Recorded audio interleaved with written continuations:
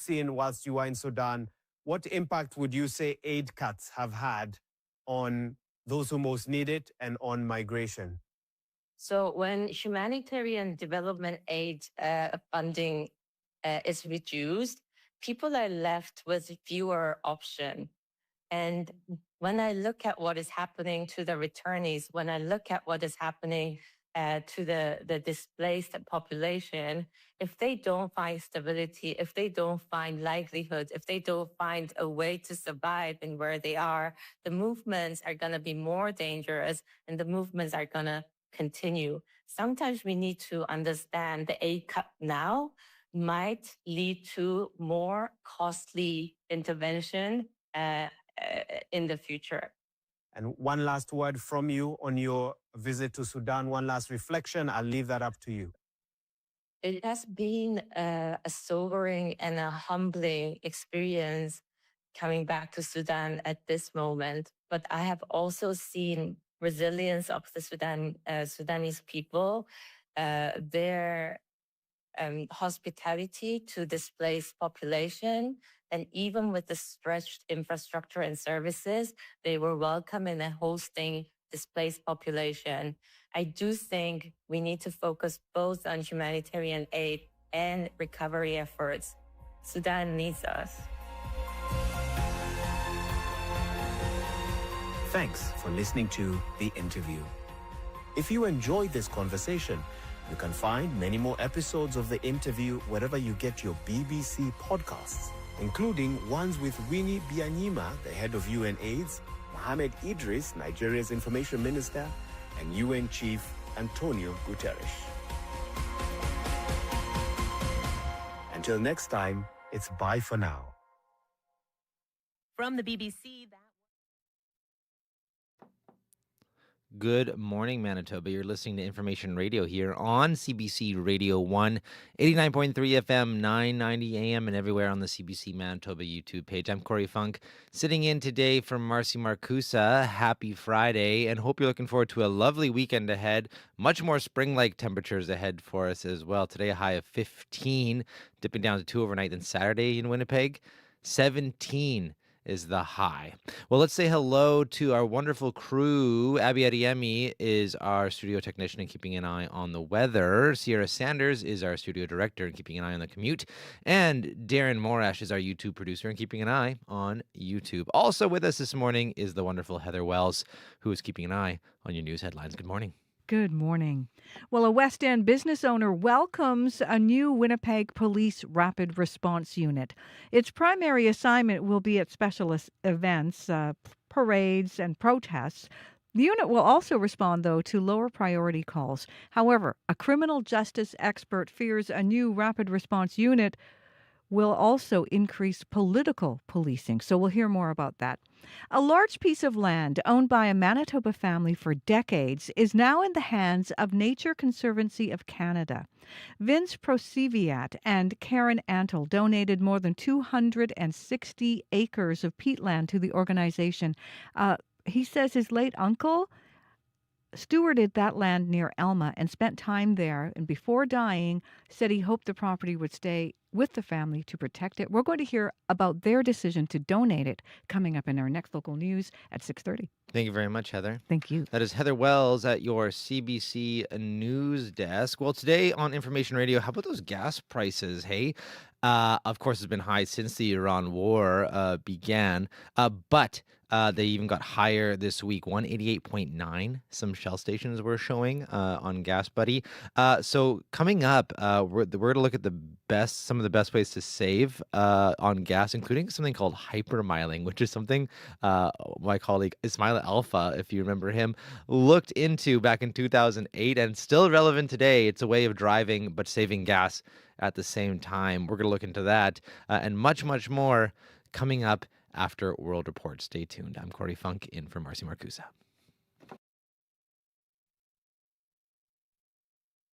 Today on Q, Casey Musgraves is an 8-time Grammy winner, considered one of the finest songwriters of her generation. And in a rare interview, she talks about her journey from championship yodeler to winning Album of the Year at the Grammys. and how a sign in her hometown that she had never noticed before inspired her new album. Q, this morning at 10:30 in Newfoundland, and on the CBC Listen app, or wherever you get your podcasts. This is World Report. Good morning, I'm John Northcott. A major legal deadline is forcing the hand of the White House this morning. President Donald Trump is claiming the war in Iran is practically over, but critics say he's simply trying to sidestep the law. Under the War Powers Act, the president has 60 days to get the green light from Congress or pull the troops out. Willie Lowry joins us to explain more from Washington. Willie, what is this all about? So, John, under the War Powers Resolution of 1973, that's a law dating back to the end of the Vietnam War era, the president has 48 hours to notify Congress of deploying U.S. forces into combat. That starts a 60-day clock where, if the president chooses not to seek congressional approval, which Donald Trump has not done so far, he must, under the law, begin withdrawing troops. But the law allows for a 30-day extension, which Trump may well seek, though the administration appears to be pursuing a different legal argument. Here's Secretary of War Pete Hegseth speaking yesterday at the Senate Armed Services Committee. Ultimately, I would defer to the White House and White House counsel on that. However, we are in a ceasefire right now, which our understanding means the 60-day clock pauses or stops in a ceasefire. They're not in. Yeah. It's our understanding, just so you know. So, Willie, we know Democrats in Congress are demanding they get a vote on the war. Then, where do Republicans stand? Thus far, Republicans have largely stuck with the president 6 times, including just yesterday. They voted against efforts to end the war. But a handful of prominent Republican lawmakers have emphasized the importance of this 60-day marker. Republican Senator Tom Tillis, who is not seeking re-election, says it's time for Congress to have a say. It just can't go on forever. If they don't want to have a discussion about AUMF, then we need to have a discussion about an extension under the War Powers Resolution. That's going to require details. The problem? Congress is on a break next week. CBC's Willie Lowry in Washington. Thanks, Willie. My pleasure. The price at the pump is rising again, with the average cost of gas across Canada hitting $1.85 a litre. The war in Iran and the closure of the Strait of Hormuz are fueling the spike. But that route is also critical for the global supply of fertilizer. And there are growing concerns the disrupted supply chain is creating food insecurity, especially for the world's poorest nations. Anna Cunningham has more. Since the start of the US-Israeli war on Iran, the price of fertilizer has rocketed by 80%. Food producers are being stretched by the costs. Svein Tore Husseter, chief executive of Yara International, one of the world's largest fertilizer companies, has this stark warning. So what does that mean for food production? I would get to up to 10 billion meals that will not be produced every week as a result of lack of fertilizers. Husseter wants nations to avoid a bidding war, what he calls a global auction on food.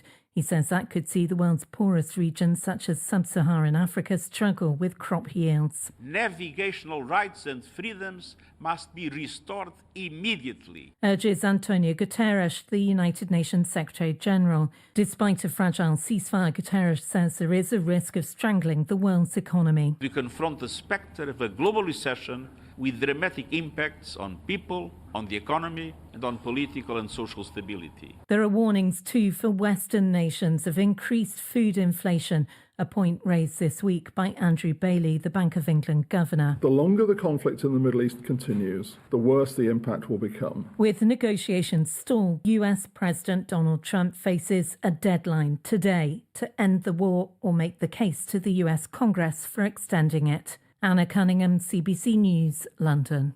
British police say they have charged the man suspected in this week's stabbing in North London. 2 Jewish men were attacked in the Golders Green neighborhood on Wednesday. Essa Suleiman is charged with 2 counts of attempted murder and 1 count of possession of a bladed article in a public place.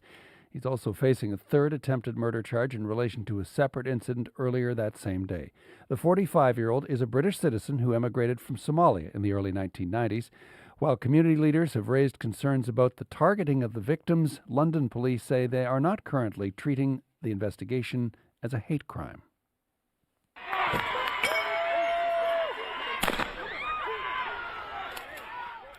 Police in Australia are appealing for calm this morning after a riot erupted outside a hospital in Alice Springs. A crowd of hundreds clashed with officers at the facility where a man suspected of killing a 5-year-old Indigenous girl was being treated. The suspect, Jefferson Lewis, was taken to the hospital after being badly beaten by local residents.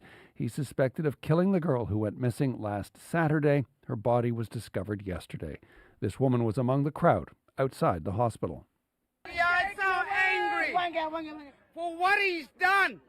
He was an innocent little baby, so vulnerable, yet they're protecting him. Yes, for what he's done. Come on, let us have him. Police say they moved the suspect overnight to the Northern Territory capital of Darwin for his own safety. He's expected to be formally charged soon. Well, it's still weeks away from summer, but there is growing concern Metro Vancouver could soon face a significant drought. Officials are worried a dwindling snowpack won't be enough to replenish reservoirs, especially with dry weather in the forecast. It means residents are facing an early ban on all lawn watering starting today. Yasmin Renea reports. Lawns will go brown. It's not aesthetically pleasing, but Metro Vancouver Commissioner Jerry Dobrovolny says the lawn watering ban is necessary to ensure there's enough water for drinking, cooking, and cleaning. There are usually limits in May, but for the first time ever, the region is skipping right to Stage 2 restrictions. And at this point, we are expecting that we will need to go to Stage 3 in June. That hasn't happened in over a decade. Warm temperatures, limited rain, and a low snowpack on the mountains are threatening a summer drought, with some wildfires already popping up in parts of the province. Linda Parkinson with Metro Vancouver Water Services says the region uses about 1 billion liters of treated water each day, and that surges to 1.5 billion in the summer. Being prudent now in terms of how we use that water, particularly outdoors, we can ensure that we have that supply through what's gearing up to be a very warm summer. Environment Canada meteorologist Ken Dosanjh says temperatures are already higher than usual. On the order of around 8 to 12 degrees above what is typical for kind of early May period. And with the weather pattern El Niño expected to hit Western Canada this summer, drought conditions could become even worse, meaning water conservation will likely last for the months ahead. Yasmin Renea, CBC News, Vancouver. And finally, BC soccer fans are worried they may lose one of their professional men's franchises. The Vancouver Whitecaps have been in Major League Soccer since 2011, and the team's name has been associated with soccer in the city since 1974. But ownership and stadium issues have put the team's future in doubt, and now a group from the U.S. is making a formal bid to buy the team and move it to Las Vegas. The CBC's Lawrence Watt has more. Super Whitecaps, hey! Fans of the Vancouver Whitecaps gathered Thursday outside the 76th FIFA Congress. They rallied in a bid to stop the club from leaving the city. Matthew Turpin is a longtime fan. We're here to stay, and Vancouver's our home, and let's go Whitecaps! And then, reports emerged that a private investor group had submitted a bid to buy the soccer team and relocate it to Las Vegas. Vancouver Mayor Ken Sim says the news is concerning and that the city is doing everything it can to keep the team. We're just working really hard to make sure that we give Vancouverites every opportunity to keep the Caps in Vancouver. Look, a lot of groups have reached out over the last 48 hours, and so I don't want to give anyone false hope because we do have a hill to climb. Despite the reports, BC Minister of Jobs and Economic Growth Ravi Kahlon says the province is committed to finding a way to keep the Caps in Vancouver. If the MLS is genuine in wanting to support communities to develop the game, genuine about the fans, they'll find a solution. Las Vegas can easily have a team with an expansion. Premier David Eby has spoken to MLS Commissioner Don Garber on the future of the team and said the two have committed to working together. Meanwhile, the MLS says the league remains focused on working with the Whitecaps and local stakeholders to see whether a sustainable path forward for the club can be achieved. In the meantime, the club's fans are hoping for the best. Lawrence Watt, CBC News, Vancouver.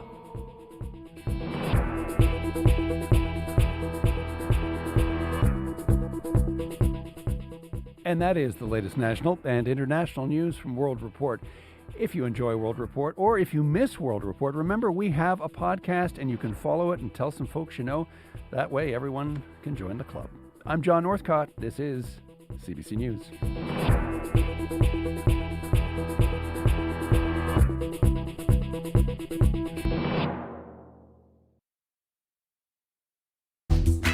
Good morning, Manitoba. You're listening to Information Radio here on CBC Radio 1, 89.3 FM, 990 AM, and everywhere on the CBC Manitoba YouTube page. I'm Corey Funk, in for Marzi Marcusa. Well, happy Friday. We made it through April. It is May 1st today. And much later in the show, we're going to get a forecast for May. Let's just cross our fingers that it's better than April. It's got to be, right?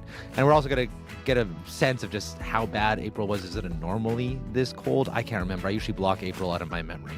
That's coming up much later in the show. But this hour on Information Radio, we're going to learn about the best way to save on gas while you're driving. It's something called hypermiling, and my colleague Ismaila Alpha looked into it back in 2008 and still relevant today with gas prices as high as 188.9. So we're going to look into that this hour. Also, tomorrow is Free Comic Book Day. We're going to hear from the Winnipeg comic book store employee who's going to tell us how you can get your hands on some free comics. That's coming up here on Information Radio. But first, though, 6:11 now. Let's check in with Heather Wells with a look at news headlines. Good morning.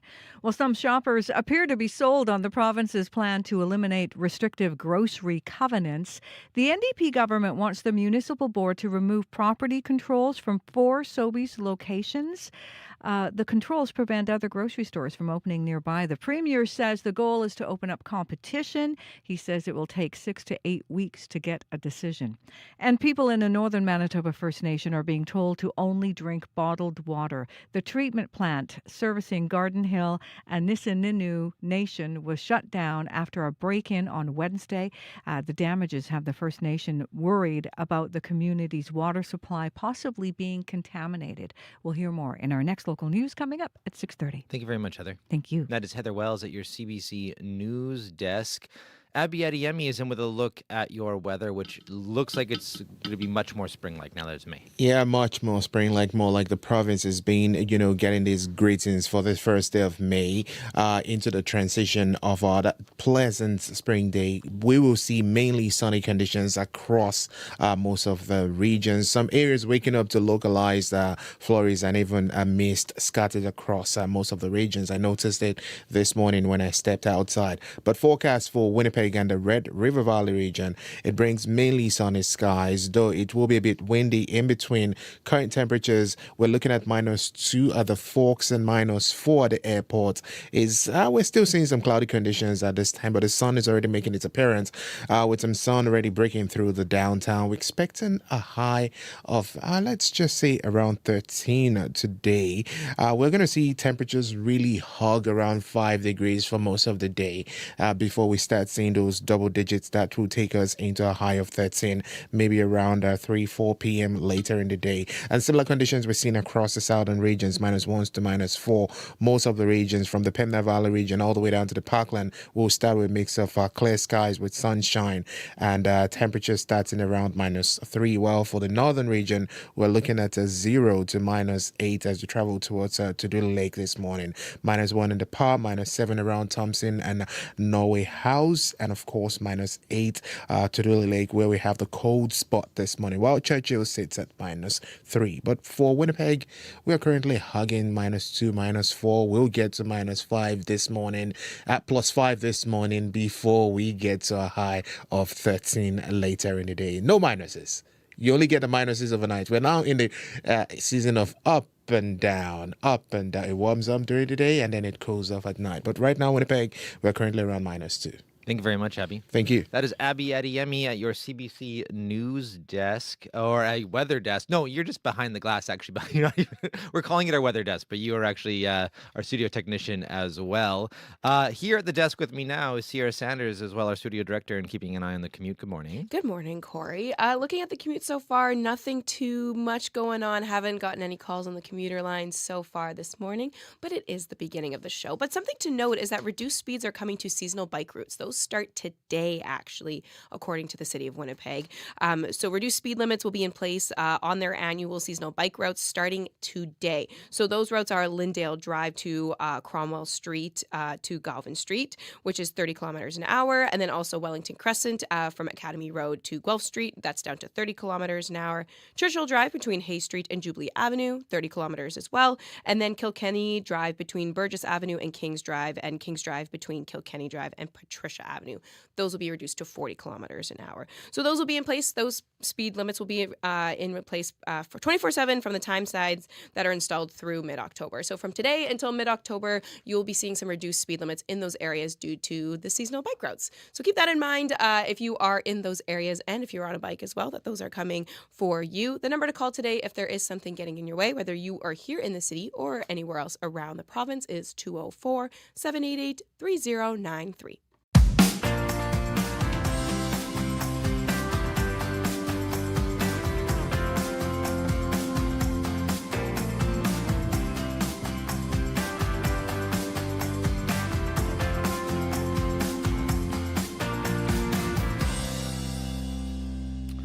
Well, up first here on Information Radio, tomorrow is Free Comic Book Day, an annual event happening in bookstores across North America that gives away, you guessed it, free comic books.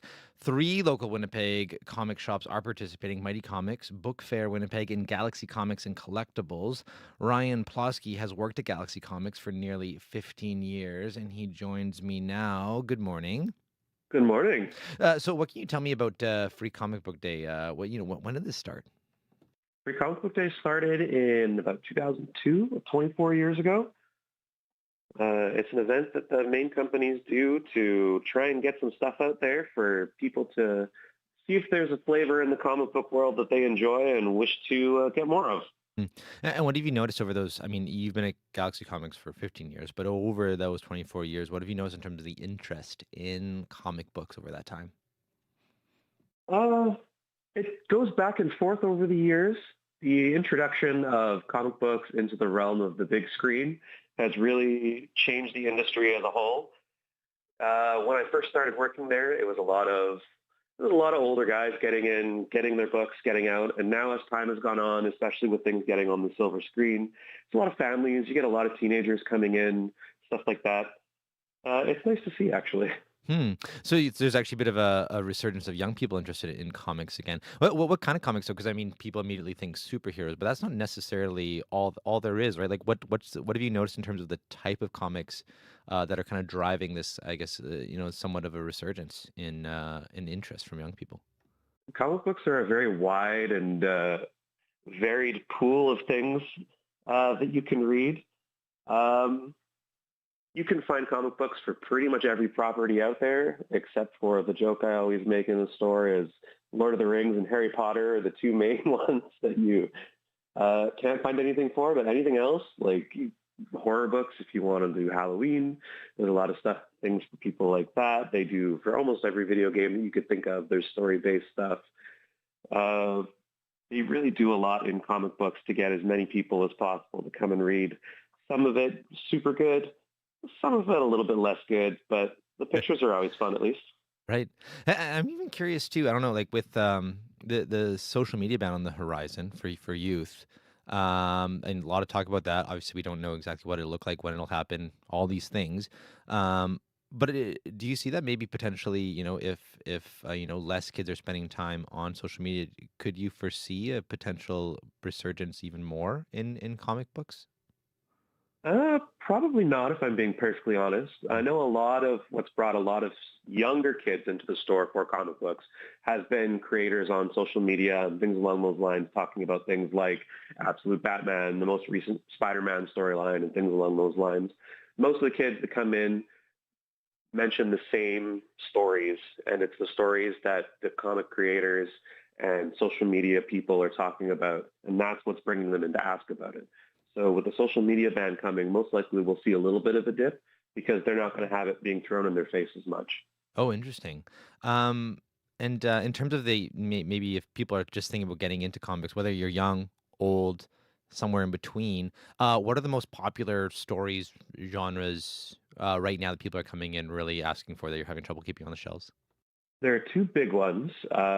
Because we live in Winnipeg, Manitoba, Amazing Spider-Man's a big one.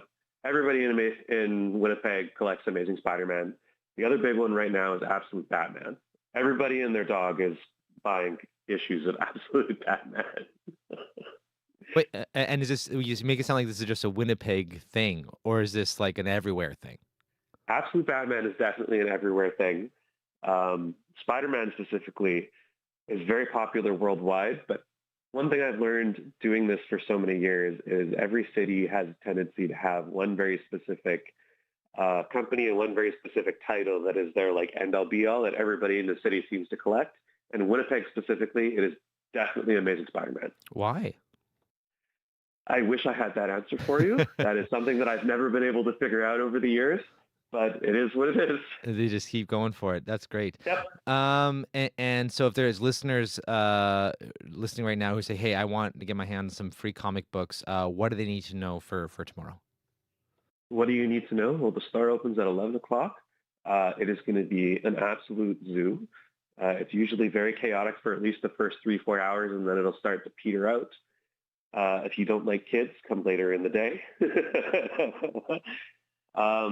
There's generally a limit. You can't come in and grab one of everything. We do try and make sure everybody can get a little bit of as much as they can. For younger kids, it's usually somewhere between 3 to 4 books. And for adults, we generally limit you guys to 2. Okay. And it's not like a free-for-all grab what you want off the shelves, right? There's like designated comics that are free. Yes, there will be designated comic books. There's going to be comic books sitting on the counters and a bunch of shelves that have labels across the top. They're either going to say it's free comic book day or comics giveaway day. And they're color-coded as well. The ones that say free comic book day are either going to have a green label, a blue label, or a red label. The green label is for young readers, the blue label is for all readers, and the red label is for adult readers. And for comics giveaway day, the green label is still going to be for young readers. The all readers is going to be orange, and the adult readers is still going to be red. Before I let you go here, one final question here. What is it that drives you to love comic books so much enough to, make a career out of it?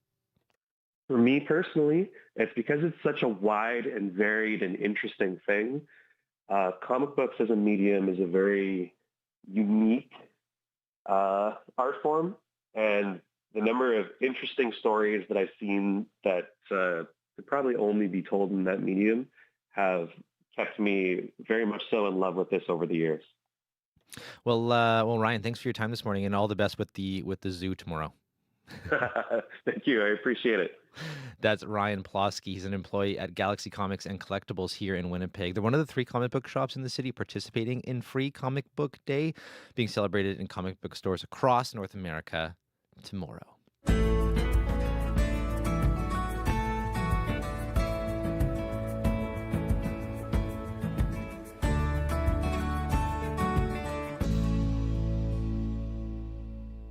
Well, up next here on Information Radio, you can't control the cost of gas. What you can control is how much you use.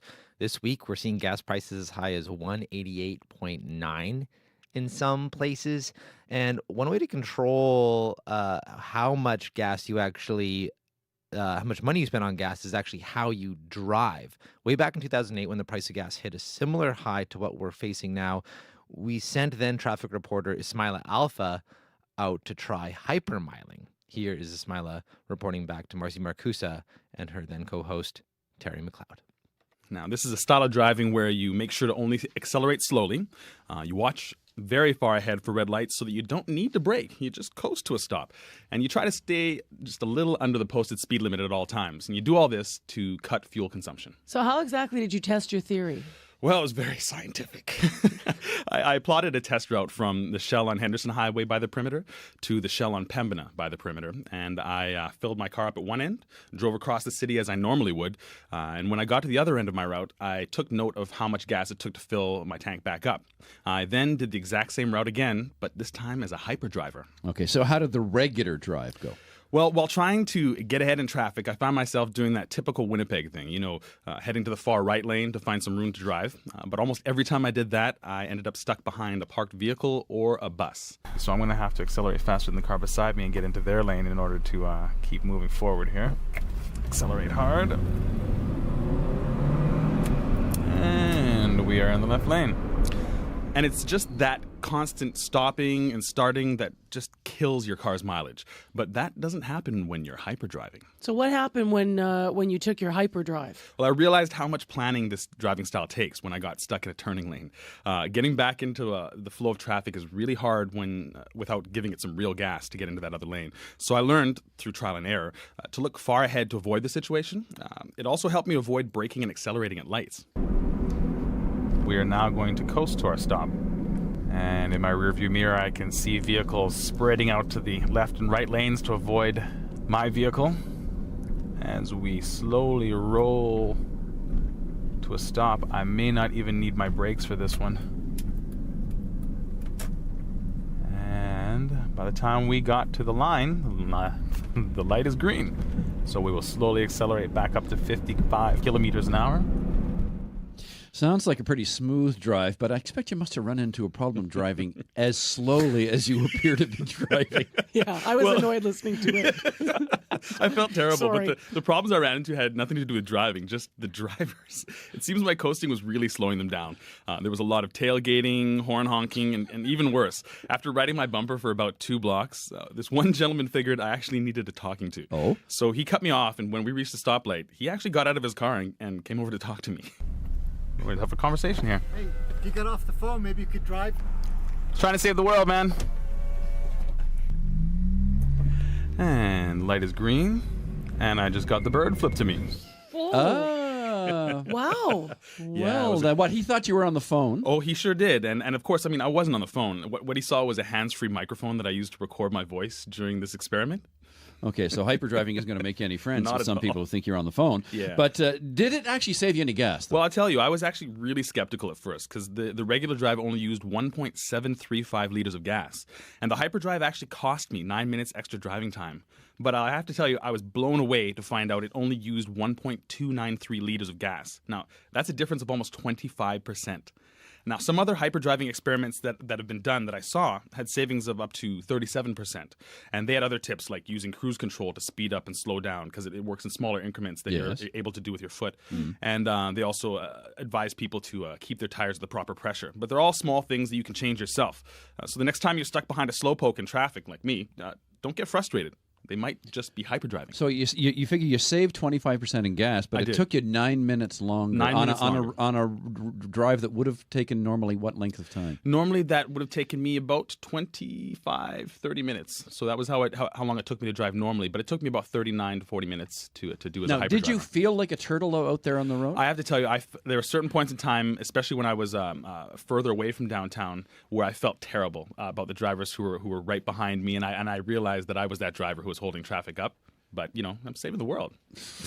So you said. All right. Thank you, Miles. Thanks, My Miles. pleasure. I can't believe that, 25%. That number actually really does surprise me. You're lucky you didn't get poked by that guy who later flipped you the bird. I thought twice about rolling my window now. Yeah, I wondered about that. Yeah, we would have had it on tape, at least. Okay, now, That was a piece of tape from 2008 with former Information Radio traffic reporter Ismaila Alfa speaking with Marcy Marcusa and co-host Terry McLeod. And we want to hear from you. Have you changed your driving habits at all? Whether you're driving less, driving more, maybe you are hypermiling.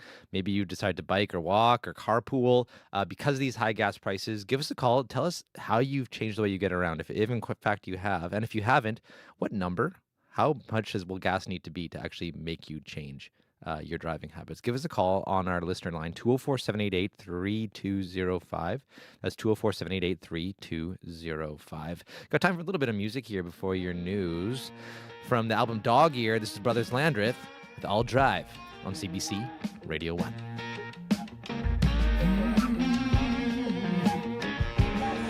Got a 5 o'clock Friday, gassed up getaway, Chevrolet sitting in the driveway. Leave a note on the table so long, see you later somewhere out there on the highway. Baby, we can just stay home, but if you wanna roll your song,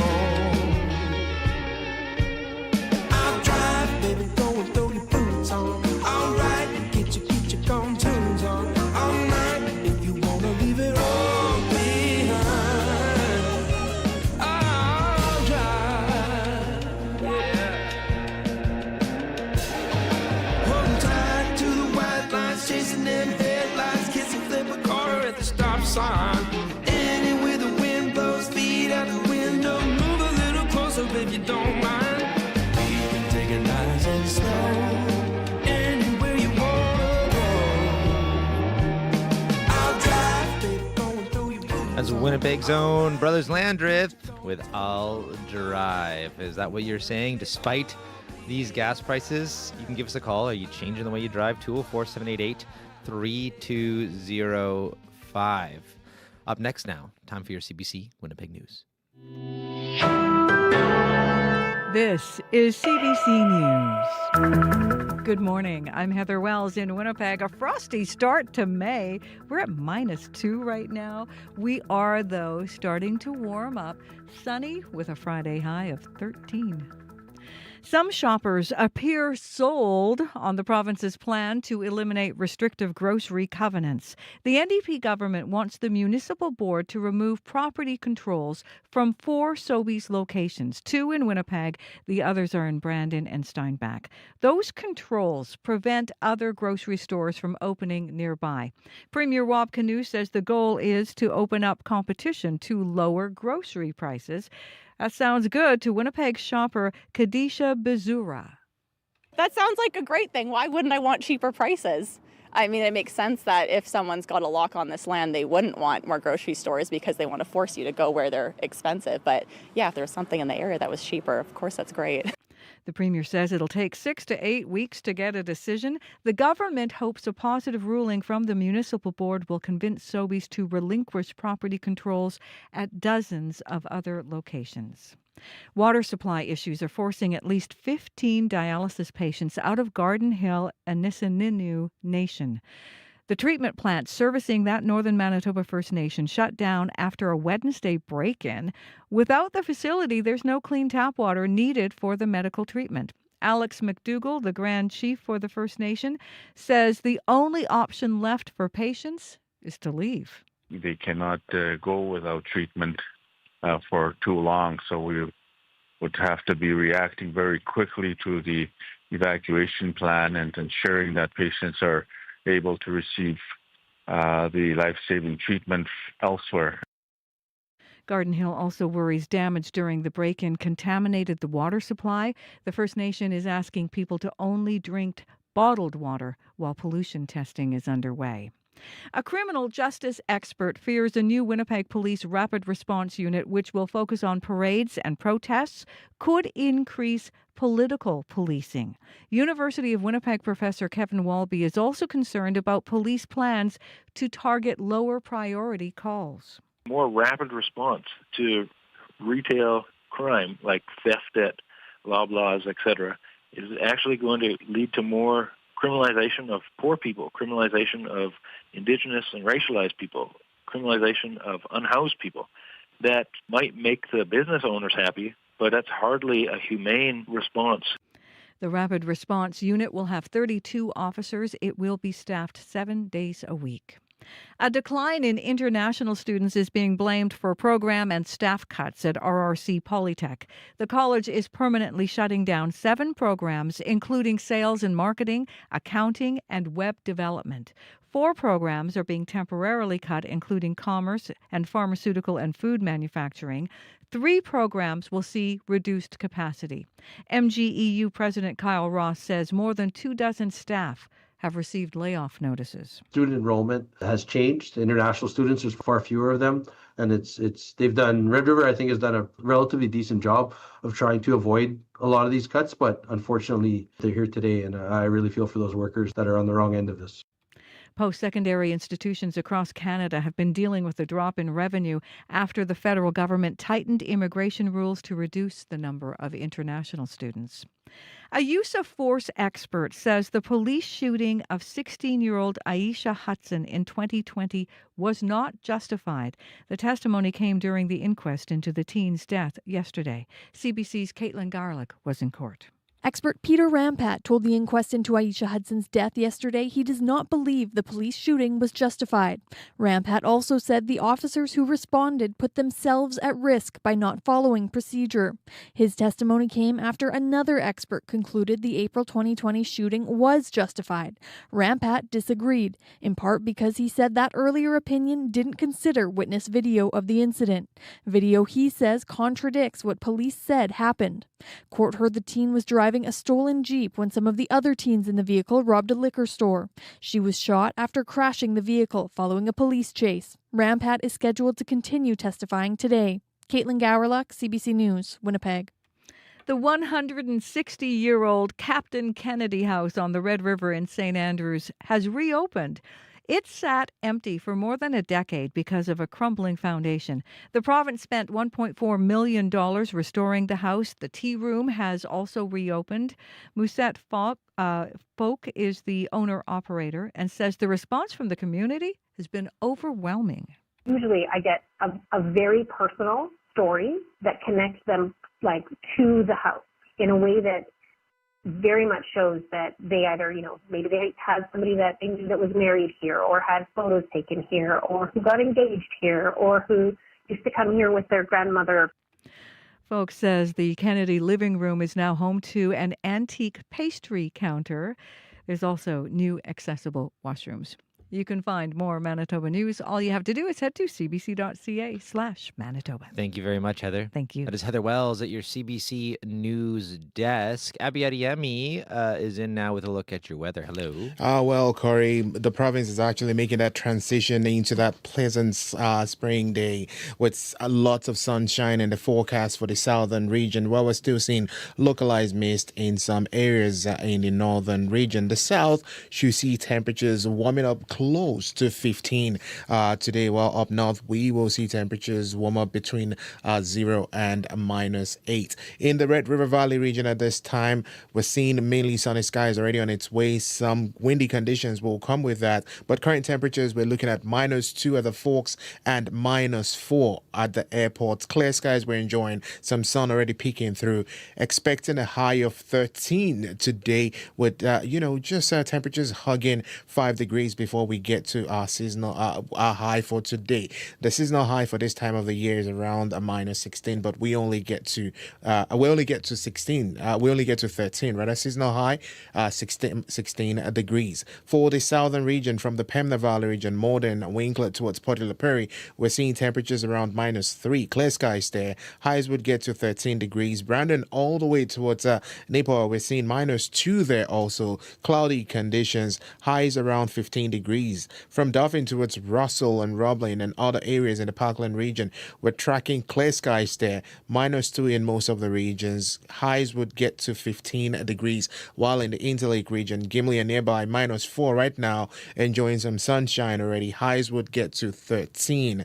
Then we're tracking into the central and the northern parts of the province, where we're seeing the power flim flon hovering around 0. Clear conditions there in some areas, cloudy skies in some areas. Highs would crawl to 10 degrees. Towards Norway House, we're seeing sunshine, -6 there, warming up to 9 degrees later. While for Thompson and Lynn Lake, we're looking at the -4s to -7s in most areas there, with highs between 6 degrees and 8 degrees. And then for Gillam, we're looking at 0 and cloudy conditions. You warm up to 6 degrees later in the day. To Dula Lake, we're looking at -8 with misty conditions. Highs would get to 6, while for Churchill and the York region, your high today would be around -1 and 0. Cloudy conditions, you're seeing current temperatures around -6. So overall, Corey, we're looking at a bright spring day. Mild temperatures and clear conditions across most of the regions. For the city, we're expecting mainly sunny skies today. Highs would get close to 13 degrees, maybe around your travel home later in the day. But current temperatures right now, we are at -1. We'll start crawling to that 13 degrees by 3-4. Lovely. Thank you very much. Thank you. That's nice to hear. And what's the commute looking like there, Sierra? Not too much going on out there, Corey. The commuter line's been pretty quiet so far during this show. So to me, that sounds like things are moving along smoothly right now in the earlier part of the morning commute. But if that's not the case and there's something that has popped up or there's a situation you want to let me know about, I'd love to hear about it so I can let your fellow commuters and listeners know. Whether you are here in the city or anywhere else in the province, the number to call is 204-788-3093. Thank you very much. Well, up next here, Christopher Lee Ramlakan is in with your business report. Good morning. Hey, good morning, Corey. So, U.S. President Donald Trump has signed an order authorizing a proposed pipeline that would transport Canadian oil into the central U.S., but there is still obstacles before we could see it running, right? Yes, that's right. So more state and federal approvals are needed before U.S. company Bridger Pipeline can begin construction.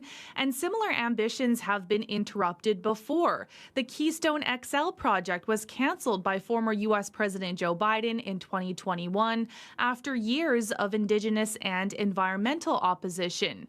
And the new proposal revives parts of the Keystone project, but involves a different route through the U.S.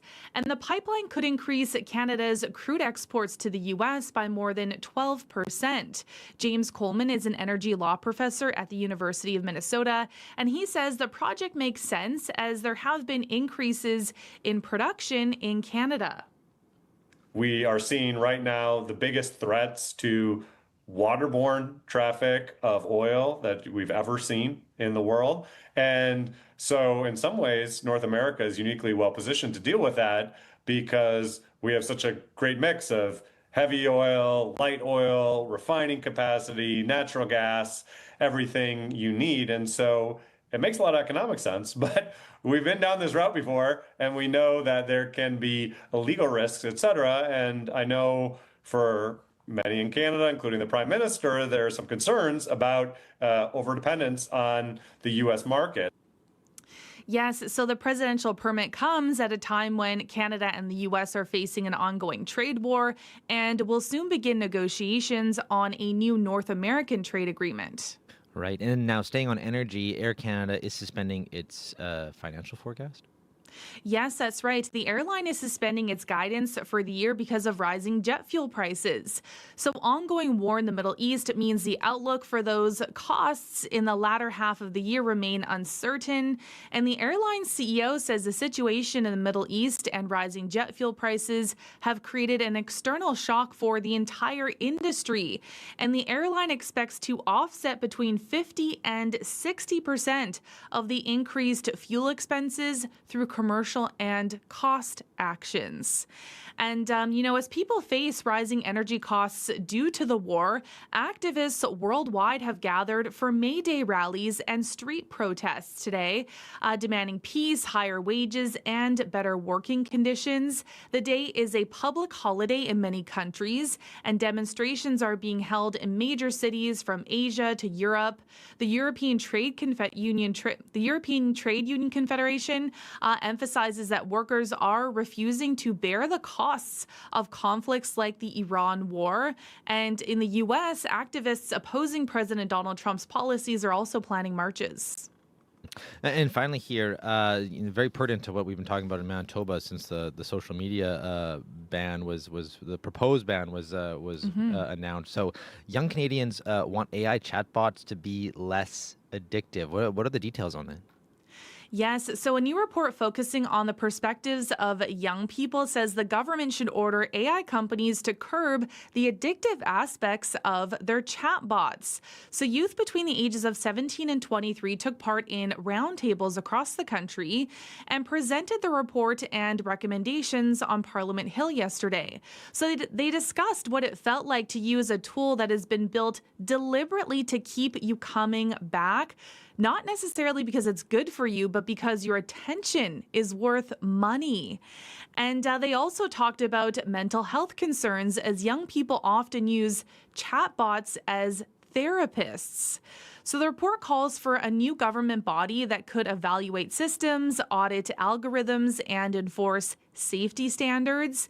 And the federal government is working on legislation to address online online privacy and online harms and is promised a national AI strategy.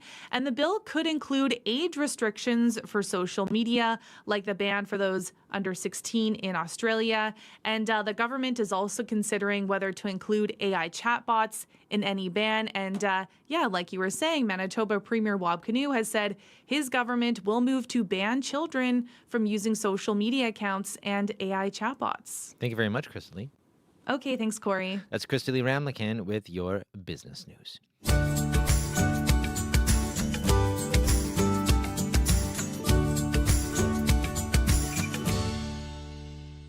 Well, it spoke a lot there about energy, the impacts that rising fuel prices are having on the world, and of course on us, our individual wallets. Gas prices as high as $188.9 we've seen this week in some places. We want to hear from you. How have those prices impacted the way you move around in the province? Are you driving less? Are you carpooling? Are you biking, walking? Has it changed the way you get around? We'd love to hear from you on our listener line, 204-788-3205. That's 204-788-3205. Also, if it hasn't changed your habits, what is the number that those gas prices need to be before you do? Curious about that. You can give us a call, 204-788-3205. Well, switching gears right now, Canada's immigration minister is under fire after the head of Iranian soccer was denied entry to the country. Mehdi Taj and his delegation were turned away after landing at Toronto's Pearson Airport on Tuesday night. They were en route to the annual FIFA Congress in Vancouver, but Taj is a former commander in Iran's Revolutionary Guard Corps, which Canada has listed as a terrorist entity. The problem is not that he was turned away, but that he never should have been granted documents to travel to Canada to begin with. Now, Immigration Minister Lena Diab is facing questions. Here's an exchange between Diab and Conservative MP Dane Lloyd during a parliamentary committee yesterday. So, Minister, did your department know that this person was inadmissible to Canada before you issued them a permit? Again, I'm not going to be commenting on an individual case for privacy reasons. What I will say again is the individual had no status to come into Canada by the time they landed. They left. They are back in their own country. We are very much looking forward to learning what happened in this case to ensure it does not happen in the Minister, FIFA games that are happening in the month of June and I used July. to work for the Immigration Department when Jason Kenney was the minister at the time. And in cases where you have high-profile people coming into this country, which certainly we're talking about FIFA here, an official with IRGC connections, there's currently a very real war going on in Iran. Somebody this high-profile coming into this country with known IRGC connections would have had to have been issued a temporary resident permit. Are you saying, Minister, that you received no memo, that you were not involved in the decision at all in letting this inadmissible person enter Canada? These decisions are not political, so I would, as the minister, I'm a political person. So you're saying you're not accountable, Minister? That I'm definitely accountable, but I would not have been part of that decision-making process. Were you aware that this decision had been made before the visas were issued, Again, Minister? What I can tell you is that the individual was that it was annulled prior to the individual landing. The individual Minister, returned home. I think we can all appreciate that once it became very newsworthy that your officials took the right course of action in annulling this person's visa. We want to know at this committee, and Canadians want to know, particularly from the Iranian diaspora community, the Persian community, why did your department issue this IRGC-linked official a visa in the first place? Did you know about the decision before the visa was issued? Yes or no? I did not know about the decision. What I can tell you is that the individual, the document was annulled prior to the individual landing in any Canadian territory. The individual returned back to their own country. That was Immigration Minister Lena Diab and Conservative MP Dane Lloyd. Well, 6:48 right now, and as mentioned earlier, we've been asking you, have you changed your habits in terms of how you get around because of these high gas prices? We asked you to call our listener line, and here is a call we got.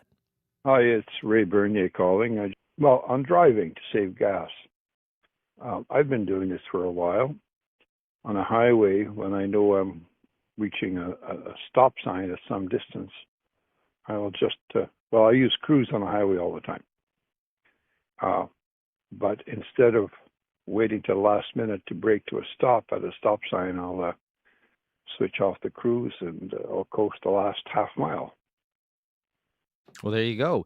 Thanks for that call, Ray. So everyone's even just doing those little things, changing your driving habits, even if you're not even driving less or anything like that. You're actually just changing the way you drive. Thanks for that call. Have you changed the way you drive, or have you been driving less, or maybe not driving at all? Maybe you bought an e-scooter. Who knows? Give us a call. Tell us if you are changing your driving habits. 204-788-3205. And still to come, actually, this next hour on Information Radio, we are going to be talking with Gas Buddy, with an expert from Gas Buddy, which monitors gas prices across the country, to talk about why we're seeing this jump this week in particular. So so that's what we're going to hear later on. Also, this next hour on Information Radio, we were mentioning with Chris Lee earlier about the social media ban. We're going to get more details on what a potentially age verification could look like. As questions remain about Manitoba's proposed social media ban, that is one big question. How is Manitoba going to pull that off without compromising our privacy, or the privacy particularly of young people?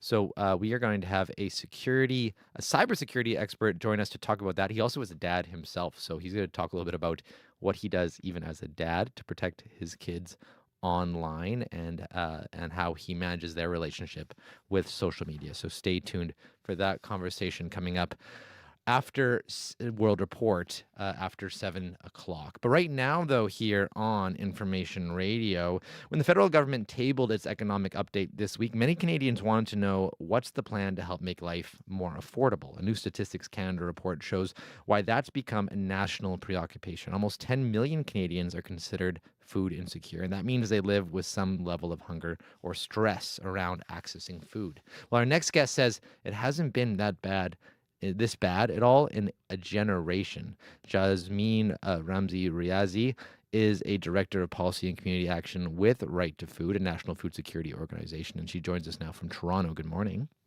Hi, good morning. Thanks for having me. So just take us through the numbers that underscore just the severity of the food insecurity situation we're living in right now. Yeah, so almost 10 million Canadians across the country are food insecure, which is around 24% of our population.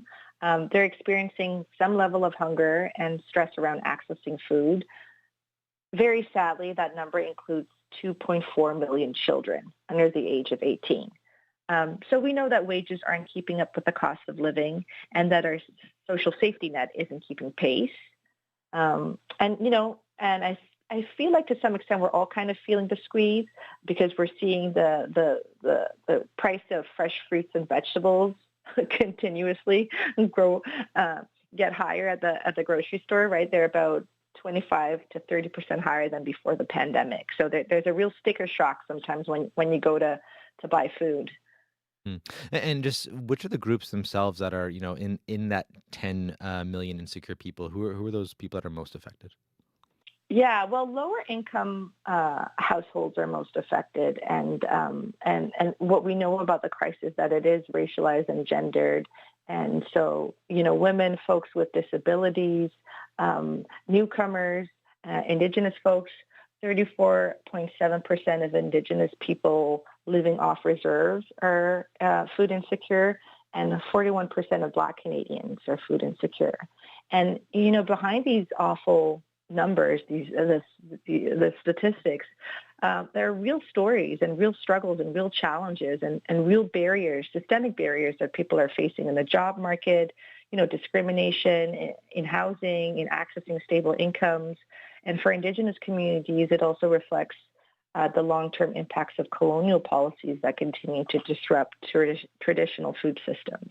And just paint a picture for us. What does that kind of daily scramble for food look like for folks who are experiencing food insecurity? Yeah, it's really making very difficult trade-offs on a daily basis. I mean, folks are going to the dollar store to do their grocery shopping, right? We've met people accessing our services who haven't had something as simple as fresh blueberries in years. It's just too expensive. People that can't afford to buy fresh fruits and veggies, eating mac and cheese out of a box every day, skipping meals to make rent, turning down social invitations because they can't afford to go out. And you're like, well, maybe that isn't such a big deal. But social isolation is a huge problem in our country. And when everything costs money, in a society where everything costs money, when you don't have that extra 10 or 20 or 30 bucks to go out and have fun, that takes a real toll on your mental health. And I think one of the most surprising things for your listeners is that folks who are going to work in full-time jobs are also experiencing food insecurity, right? And so there is this rise of a growing working poverty in our country that is really challenging this notion of like, who is food insecure? It's your neighbor. It's the family that attends the same school as your children, right? It's a family member. So it's affecting people from all walks of life. And just to kind of give some historical perspective of this in terms of just to try to understand kind of where we're at now, was there ever a period in Canadian history when food insecurity was less of a problem and, wasn't as, obviously there's always probably been Canadians who have struggled with it, but where it was more of a minor issue than it is now? Yeah, so in the early 2000s, rates were a lot more stable and in some regions were declining. And of course, what's changed, and I'm sure you can appreciate this as well, is that the cost of living has gone up so much more than real incomes, right? Real wages. And especially for housing, which is one of the biggest drivers of food insecurity, this is particularly true. It's the high cost of housing that is driving food insecurity and also food inflation, right? And at the same time, many parts of our social safety net haven't kept pace. And so, a lot more people are struggling to get by today, but it wasn't always so because the cost of housing and food wasn't always so high. And the federal government, it's allocated money for a grocery benefit and a permanent school lunch program. But you say that is insufficient given the need. Can you just explain why? Yeah, so Right to Food, which is a national food insecurity organization, and we're connected to more than 450 partners across the country. We've been calling for these things like a Canada Groceries and Essentials benefit, a Canada Disability benefit, a national school food program. And so there's steps in the right direction. They are a reflection of sustained advocacy by our sector and by individuals and by caring and committed Canadians. But these benefits are not sufficient. Like A, they're not generous enough, and B, they're very difficult to access for many folks. For example, for folks with disabilities, they have to jump through so many hoops. And so we're saying we need to improve income security measures federally. The provinces also have a huge role to play in improving social assistance rates, right? Employers, private employers also have a huge role to play in bridging the gap between a minimum wage and a living wage, right? And we need to make our public systems more affordable, like housing and childcare and transportation, et cetera, so that families aren't forced into these impossible trade-offs. Well, Jasmine, we'll have to leave it there. Thanks for your time this morning. Appreciate it. Thanks so much. Take care. Jasmine Ramzi Rezai is a Director of Policy and Community Action with Right to Food, a national charity. Well, it's 6:57 right now. Let's check in with Heather Wells with a look at news headlines. Good morning. Well, a West End business owner welcomes a new Winnipeg Police Rapid Response Unit. Its primary assignment will be at special events like parades or protests. The unit will also respond to lower priority calls, but a criminal justice expert fears a new rapid response unit, which will focus on those protests, could increase political policing. And a use of force expert says the police shooting of 16-year-old Aisha Hudson in 2020 was not justified. That testimony came during the inquest into the teen's death on Thursday. We're going to hear more coming up in our next local news at 7:30. Thank you very much, Heather. Thank you. Well, still to come here on Information Radio, from face scans to driver's licenses, there are many ways to verify your age online. But what happens with that information once it's uploaded? We're going to speak with a cybersecurity expert about the potential privacy risks associated with Manitoba's proposed social media ban. That's coming up after 7:10. Your commute looking pretty good so far. We haven't heard of any major issues. Though, a reminder that those reduced speed limits along those main summer bike routes are in effect, going down to 30 kilometers an hour in some spots. We're going to have the details for you after 7 o'clock. Sierra is going to tell you all about that. That starts today all the way until October. Weather's looking good too. It right now in Winnipeg is -1, -2 actually, just creep down. But we are warming up to 13 and sunny here in Winnipeg. Up north right now it's -7 and you're warming up to 8 degrees today and sunny. And in Brandon, you are -3 right now, warming up to 15. I'm Corey Funk, sitting in today for Marcy Marcusa. You're listening to Information Radio here on CBC Radio 1, 89.3 FM, 990 AM, and everywhere on the CBC Manitoba YouTube page. We'll be back after World Report. Stay tuned.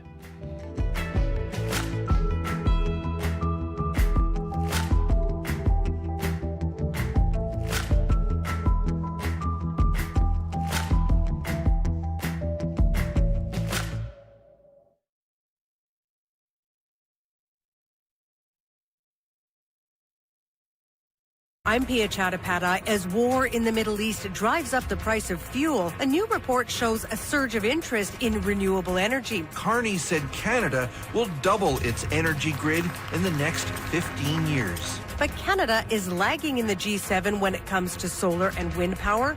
How to catch up? Coming up on The Current. The Current, this morning at 8:37, 9:07 in Newfoundland, and on the CBC Listen app. This is World Report. Good morning, I'm John Northcott. The price at the pump is rising again, with the average cost of gas across Canada hitting $1.85 a litre. The war in Iran and the closure of the Strait of Hormuz is fueling the spike, but that route is also critical for the global supply of fertilizer. And there are growing concerns the disrupted supply chain is creating food insecurity, especially for the world's poorest nations. Anna Cunningham has more. Since the start of the US-Israeli war on Iran, the price of fertilizer has rocketed by 80%. Food producers are being stretched by the costs. Svein Tore Husseter, chief executive of Yara International, one of the world's largest fertilizer companies, has this stark warning. So what does that mean for food production? I would get to up to 10 billion meals that will not be produced every week as a result of lack of fertilizers. Husseter wants nations to avoid a bidding war, what he calls a global auction on food.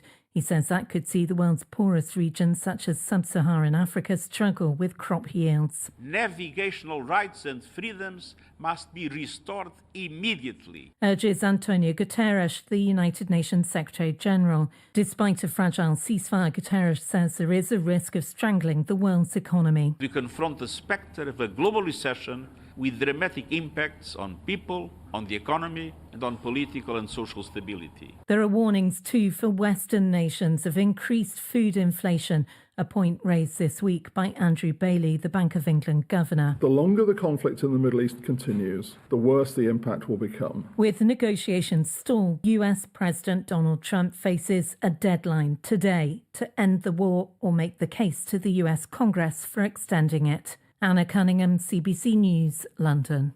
British police say they have charged the man suspected in this week's stabbing in North London. 2 Jewish men were attacked in the Golders Green neighborhood on Wednesday. Essa Suleiman is charged with 2 counts of attempted murder and 1 count of possession of a bladed article in a public place. The 45-year-old is a British citizen who emigrated from Somalia in the early 1990s. While community leaders have raised concerns about the targeting of the victims, London police say they are not currently treating the investigation as a hate crime. Israeli police have arrested a 36-year-old man after a video surfaced showing an attack on a nun near Jerusalem's Old City. The victim is a researcher at the French School of Biblical and Archaeological Research and was left bruised following the assault near David's tomb. Police are investigating the incident as a racially motivated attack. Local Christian leaders say such violence is a growing phenomenon and are calling for tougher prosecution to deter future assaults.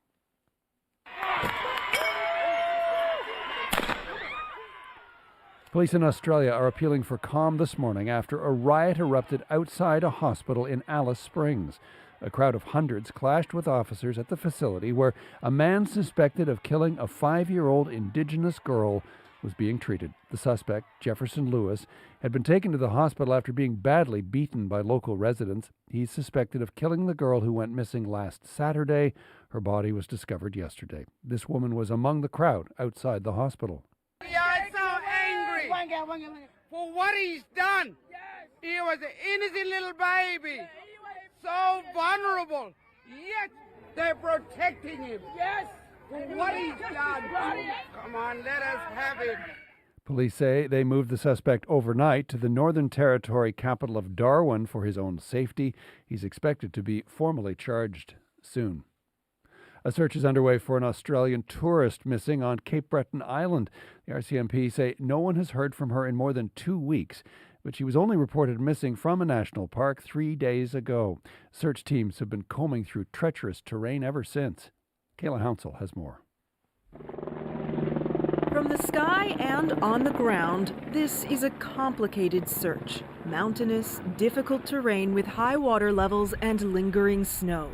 Crews are looking for 62-year-old Denise Ann Williams, who was traveling alone. Chris Belmore has been leading the search. It's not just a big area, I guess, within the national park, but it's also a pretty treacherous area. There's a lot of down trees, high elevation areas that make it a little bit harder to access. They're searching Highlands National Park on Cape Breton Island. Renowned for its stunning ocean vistas, Parks Canada boasts it is one of the most visited regions in the country. So it's no wonder a tourist from Australia would want to check it out. She was fit and experienced traveler. Corporal Mandy Edwards with the Nova Scotia RCMP says Williams was reported missing 3 days ago, but no one has heard from her since April 15th. Believed to be hiking, she was dressed warmly in a winter coat with a toque and scarf. Her vehicle, a Nissan Sentra, has been located by Parks Canada at their visitor center near the Acadian Trailhead. The Acadian Trail is an 8.4-kilometer loop rated as moderately difficult. Police dogs and around 70 people from multiple agencies across the province have been involved in the search. It's unclear how long it will continue, but the RCMP says it will depend on the conditions and evidence found along the way. Kayla Hounsell, CBC News, Halifax. It is weeks away from summer, but there is growing concern Metro Vancouver could soon face a significant drought. Officials are worried a dwindling snowpack won't be enough to replenish reservoirs, especially with dry weather in the forecast, and it means residents are facing an early ban on all lawn watering starting today. Yasmin Renea reports. Lawns will go brown. It's not aesthetically pleasing, but Metro Vancouver Commissioner Jerry Dobrovolny says the lawn watering ban is necessary to ensure there's enough water for drinking, cooking, and cleaning.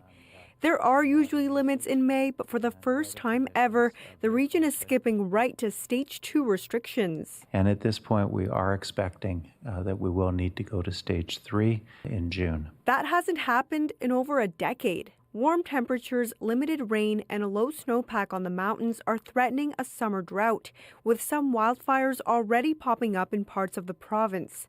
Linda Parkinson with Metro Vancouver Water Services says the region uses about 1 billion liters of treated water each day, and that surges to 1.5 billion in the summer. Being prudent now in terms of how we use that water, particularly outdoors, we can ensure that we have that supply through what's gearing up to be a very warm summer.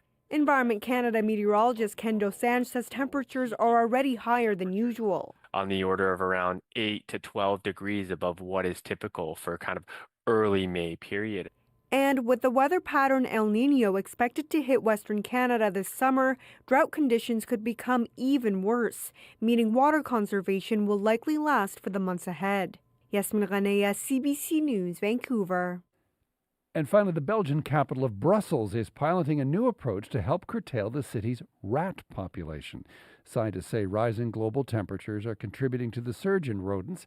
William Denislow brings us this report on the high-tech and controversial battle. With rats, it's all about scent, it's all about trust.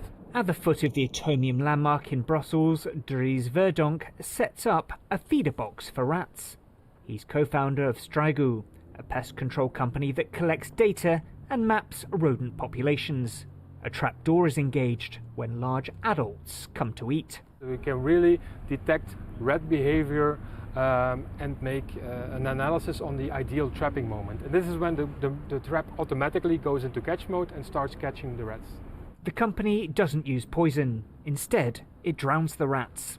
This technology is being trialled across over 100 European cities. At this site alone, over 150 rats have drowned in these traps since February. The city's home to an estimated 2 million rats. If true, residents could be outnumbered.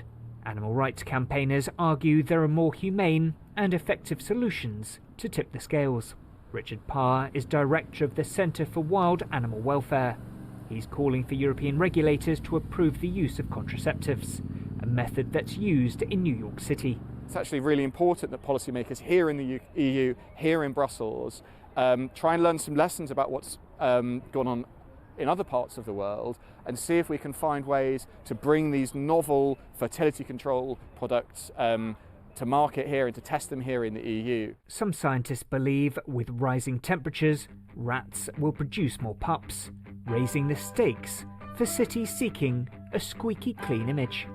For CBC News, I'm William Denslow in Brussels. And that is the latest national and international news from World Report. We leave you with a bit of the Boomtown Rats. I'm John Northcott. This is CBC News. Billy don't like it living here in this town. He said, traps have been sprung long before he was born. He said, hope as the dust behind all the closed doors. And pus and grime ooze from its scabbards. You had rats in our house when we lived in St. John's, Newfoundland. The wharf rats can get pretty big. It's pretty gross. But we were here in Manitoba. Good morning. I'm Corey Funk. You're listening to Information Radio. Sitting in for Marcy Marcusa. Happy first day of May. We made it. And yes, that is a pun. April was rough. And we're going to get a forecast after 8 o'clock about what's ahead for us for May. So stay tuned for that. But right now, this hour on Information Radio, the price of gas has gone up by more than 20 cents a liter this week alone. So that despite efforts to bring the price of gas down by the federal government. So we're going to hear from a petroleum analyst about why the price of gas has taken off this week in particular. We're also hearing from you about whether you're changing your driving habits, whether you're driving differently yourself, or maybe you're driving less. Maybe you bought an e-scooter. Maybe you're riding a unicycle to work. Maybe you're walking more, carpooling. We're getting listener lines, 204-788-3205. Also, just ahead here on Information Radio, we are going to be talking with a cybersecurity expert about the privacy concerns around facial identification verification with that youth social media ban ahead. What concerns are there, and what can the province do and social media companies do to protect our privacy, and how will that work? So that's coming up just ahead here on Information Radio. But first, though, let's check in with Heather Wells with a look at news headlines. Good morning. Well, some shoppers appear to be sold on the province's plan to get rid of restrictive grocery covenants. The NDP government wants the municipal board to remove property controls from 4 Sobeys locations, 2 in Winnipeg, the others in Brandon and Steinbach. The controls prevent other grocery stores from opening up nearby. We're going to hear reaction to that. And a couple has donated Southeast Manitoba peatland to honor their late uncle's wish to protect that land. We'll hear about it in our next local news coming up at 7:30. Thank you very much, Heather. Thank you. That's Heather Wells at your CBC News desk. Abby Adiyemi, give us the good news about this lovely weather ahead for us today. Oh, he's just at the printer right now. So there's so much good news coming out of the printer. He just had to quickly go run and get it. Hi. Hi, Corey. Yes, we're waking up to, if you're just waking up, you'd notice the sunshine outside in the city. We woke up to some clear conditions overnight. So you're still going to feel that chill this morning. Temperatures at this time, we're looking at temperatures in the southern part of the province really hover between -3 and 0 for now. But for Winnipeg and nearby areas in the Red River Valley region, we're seeing mainly sunny and breezy conditions. Temperatures really going to be staying around 3, 4, and 5 degrees for most of the day before we climb to that high of 13 later in the day, which is kind of close to our seasonal normal of 16. And then tonight, we're going to see more clear skies. So if you're one of those preparing for stargazing, this is a good night to go do it. And then more some cloudy conditions will roll in tomorrow. In the Pembina Valley region, we're also seeing sunshine there at this time, -1. Similar in the Westman region, -1. The Parkland region and Interlake region, we're seeing sunny conditions, but temperatures hovering around -3 there. We'll see highs close to 15 degrees. And then for the northern part of the province, we're looking at -8 towards Tuduli Lake this morning, and then 1 degree around the Par Flim Flom. But for Thompson and Churchill, we track, for Churchill rather, we're seeing temperatures around -5 there. So plenty of sunshine today with temperatures finally, Corey, feeling like spring. For the city, we're expecting a high of 13 today, but currently we are just hovering around -2, -3, depending on where you are in the city. We will stay around 5 degrees today before we get to 13 later. We're not going to see that 13 this morning, though. Oh, I feel like I can breathe a little bit easier the last few weekends. It's been like maybe nice during the week a couple of days, but you look at the weekend forecast and you're like, oh, so you still need to dress for temperatures below 10 degrees. Yeah, but today, though, this weekend in Winnipeg, it is going to be nice. Yeah, in the really high teens, nice. so very exciting. Thank you very much, Abby.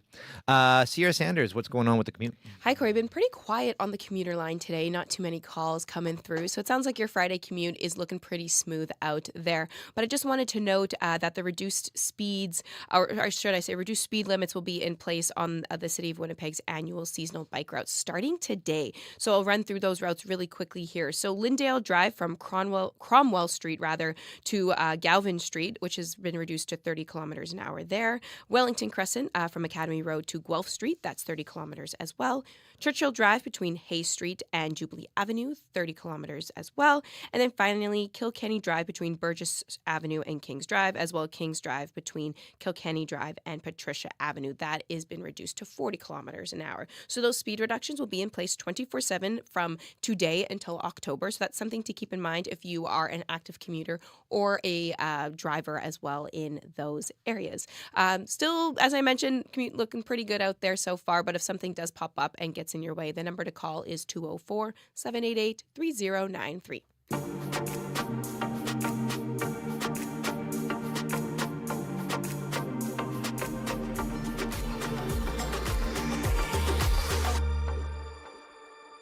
Well, as mentioned, we're continuing our conversation about Manitoba's proposed ban of social media and AI chatbots for kids 16 and under. And while the announcement has received some positive reaction from parents and teens, others have questions about how it may impact your privacy online. Premier Wab Kinew says he plans to take privacy concerns into account when thinking about how to verify people's age. This ban that we're bringing in should not become another way for these companies to scrape data from our kids, meaning the age verification data should not rest with these companies. They should not get access to our identification. They should not get access to scans of our faces or other biometric information. So the question is now, how do you verify people's ages without compromising their privacy? Richard Rogerson is the CEO and founder of the Ontario cybersecurity firm Packet Labs, and he joins us now. Good morning. Morning. So we just heard the premier there talk about how he doesn't think that the company should be doing this, and we're going to get to maybe how that might work. But first, just remind us about what some of the potential privacy concerns with social media platforms trying to monitor age restrictions are. Yeah, so trying to monitor age restrictions it's quite a challenging task. So you look at how they're going to do that, and you have to think about they're going to be looking at different paths. So they either verify the identity of the person, so look at a driver's license and understand that that person is of legal age, or do a facial scan. Now, the facial scan is what the premier is saying potentially they don't want to put that in their hands, but that's the easiest way. And if you look at what the social medias have done in the past, they typically find the path of least resistance. So you think about what we had with Facebook and having the ability for people to post news. They didn't want to validate whether the news was fake news or valid news. So what did they do? They banned news entirely on their platform. So you kind of have to question what will be the outcome of this and how will they implement that solution. And again, they're going to follow the path of least resistance. So they're going to want to find the easiest way that doesn't impact the user experience to allow those to get access to the platform who should be on the platform. So then what are the potential alternatives then? Yeah, you look at it. Well, you have to think they either have to look at the driver's license to verify the identity, or they have to have some other way or mechanism to look and be able to figure out whether someone is of a certain age. When you're looking at facial scans, those are very challenging. You could, and the UK is looking to lead the way on this, where they do a scan, but they don't save any information. The problem with the facial scans is they're not always accurate. Like I think of a story one of my kids was telling me. They had age restrictions put in place on Roblox. So what did they do? They dressed up as Santa Claus and they managed to bypass the age restrictions. So there's always going to be a way, and it's this cat and mouse game of layering on restrictions, but then kids find a way to bypass. And in Australia, they actually put the age restrictions in place, and now 60% of children are saying that they manage to still get on the platform. And that could be with, bypasses like VPN or other type situations where, it's putting on a mask or changing their appearance or just asking their parents to do it for them. So, he's also saying he doesn't, necessarily trust, the premier is saying doesn't necessarily trust these corporations to do it themselves. Is there a way at all that the province can somehow do it, or a government can take on that task instead, or does it pretty much have to somehow be mainly the corporations? Well, technically, it's possible for the province to own that. It would just have to be that the social media platforms would have to reach out to the government API endpoint to say, is this person of that age? And have the government do those validations. So you could pass that on. It would just require cooperation with the platforms to be able to share that information and make sure that that check is done. Again, it would have to be done on everyone within the province who is accessing the platform, but then of course VPN could bypass that restriction. So it makes it overly challenging to implement and enforce. And many of these social media companies and AI companies are headquartered in the U.S. So how will that affect Canadian legislators' ability to enforce those data security requirements as well? Does that add an extra element of complexity to this? Yeah, so you think on all these platforms like ChatGPT and Claude, today you sign up for the platforms, or you have a free version of the platform where you don't need to provide any of that identity information. If you're signing up, you're paying with a credit card, that may be the pass. But again, a lot of these platforms, they want to have mass user adoption. And in doing that, they want to make it as easy as possible for someone to get on the platform. Layering these restrictions onto the platforms like Claude and ChatGPT or Gemini, any of the other AI is technically possible. Again, it would require some type of validation, similar to what would be done on social media. Then again, you're then restricting an entire age group up to 16 years old that cannot get onto AI platforms, that is going to be into a workforce without any experience in AI. And you contrast that to what China's doing. China's actually going full force into AI, and AI is part of their K-12 platform. So just, kind of getting you to step out of your just cybersecurity firm CEO seat and just into the legislature's mind. So if you were a legislator yourself, how would you craft this legislation from your perspective? It's definitely a very, very challenging seat to be in, because you have to balance both sides, because I could totally see both sides. You look at the tragic thing that happened in Tumbler Ridge and your hearts go to those families. But when I look at ChatGPT and I look at AI, I think there's a place for it. But I think it's similar to the place that we started with YouTube. YouTube started out where it was hours and hours and hours of videos that was uploaded every second of the day. Now we're at a point where they're able to figure out, is this material that's appropriate for children or not? And then have that, so they have YouTube Kids. I think the same could go in place for AI, where you could restrict. And AI, the one thing that's brilliant about it is it understands context. It understands, is this a damaging conversation? It understands, is this a harmful conversation? And then you could be able to have a platform carved out to the side for children where it allows them to learn with AI, but prevents them from accessing more damaging information. And they would have, to me, they should have a team validating and saying, okay, these are the conversations we're having. This needs immediate attention. There needs to be an escalation, not waiting for 12 people within the company to report it and not do anything about it. There has to be more immediate action.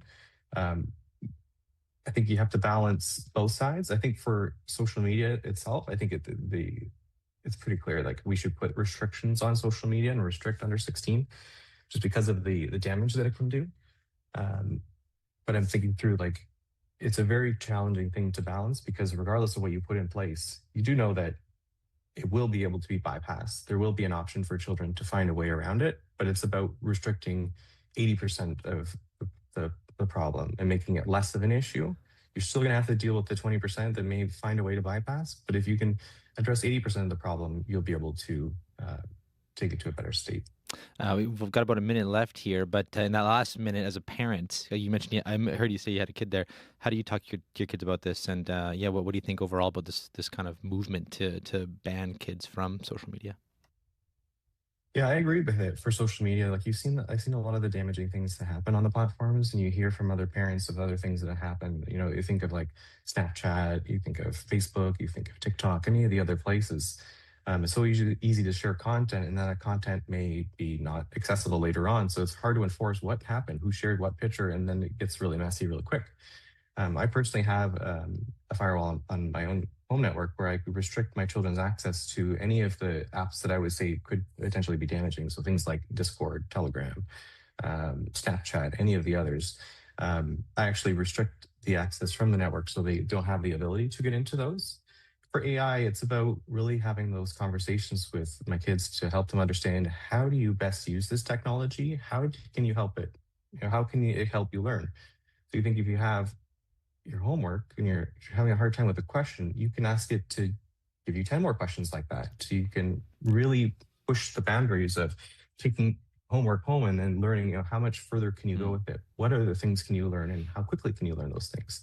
You can build out an entire course in a PowerPoint deck in minutes. Like you challenge that against any other platform, it's going to be hard to beat. Right. So that's the hard part about it, is there is definitely merit to using it. But then the other side is damaging conversations can happen. So you have to be very careful about those as well. We have to leave it there, Richard. Thank you for your time. Appreciate it. Thank you. That's Richard Rogerson. He is CEO and founder of the Ontario cybersecurity firm Packet Labs. Well, 7:25 right now here on Information Radio, and time now to pivot to morning sports with Scott Regehr. Good morning. Hey, Corey. And then there was one. So that's how many Canadian teams now remain in the NHL playoffs. Yes, those would be the Montreal Canadiens, Corey, who have a chance to book a spot in the second round tonight. A spot the Oilers would dearly love to be in, but alas, after losing to Anaheim yesterday, Edmonton's done. An underwhelming end to the season for a team, Corey, that's made it to the Stanley Cup Finals the past couple of years, and their captain, Connor McDavid, is not mincing words. That was tough. We were an average team all year. An average team with high expectations, you're going to be disappointed. We just never found it. McDavid emphasizing the word average there, which is code for not even being close to being a cup contender. And now the inevitable questions will ensue. Will the best player on the planet stay in Edmonton when he's eligible for free agency in a couple of years? We'll save that question for another day and focus on who we do have to cheer for, the Montreal Canadiens at home to Tampa Bay. And as mentioned, they beat the Lightning. They're through to the next round. And in the PWHL playoffs, Ottawa, Corey, off to a losing start to their postseason yesterday against Boston. Montreal will try to do better when the Victoire play their first game of the playoffs tomorrow at home against Minnesota. Well, as Canadian teams struggle, I guess that leaves us Manitobans having to pick it up for everybody else on the curling front, doesn't it? That's right. We're talking about Kadriana and Colton Lott from Gimli, who have had quite a time in Geneva at the Mixed Doubles Worlds. They won a couple of matches yesterday, one of them an extra end, tough one against Czechia, and then a comfortable victory against the Swiss. So they are directly through to the semifinals and took time in Switzerland to address their fans on social media. Super excited to be qualified here at the World Mixed Doubles, and just want to thank all our support from home and everybody that came here to watch us play as well too, our coaching staff and all the volunteers and ice makers that put a lot of work into this. We hear you all cheering loud. Keep it going. We're ready for the playoffs. And should they excel in the playoffs, the Lotts would potentially become Canada's first ever gold medal winner at a World Mixed Doubles tournament. I love mixed doubles curling. It's so fun to watch. I do too. It moves a little quicker. Yeah. And in the NBA playoffs now, where the Raptor season is on the line tonight. It is, with the Raptors trailing Cleveland 3-2, Corey. The truth is, though, Toronto's not supposed to win this series. The Cavaliers had a better record in the regular season. They have bigger stars in James Harden and Donovan Mitchell. And then there's the injury that's kept the Raptors starting point guard Emmanuel Quickley out of this series. Now, despite all of that, Toronto's still alive, and their Canadian star R.J. Barrett is largely to thank for that. He leads the team, does Barrett, in points, rebounds, and character in this series. When Harden petulantly walked up to the Raptors bench and stole the ball away in the last game, Barrett confronted the future Hall of Famer, leaving no room for disrespect. And heading into tonight's must-win contest, Corey, RJ isn't leaving room for self-doubt either. The good thing about our team is that when we're at our best, we're fighting, we're scrappy, and we're playing together. And that's what playoff basketball is.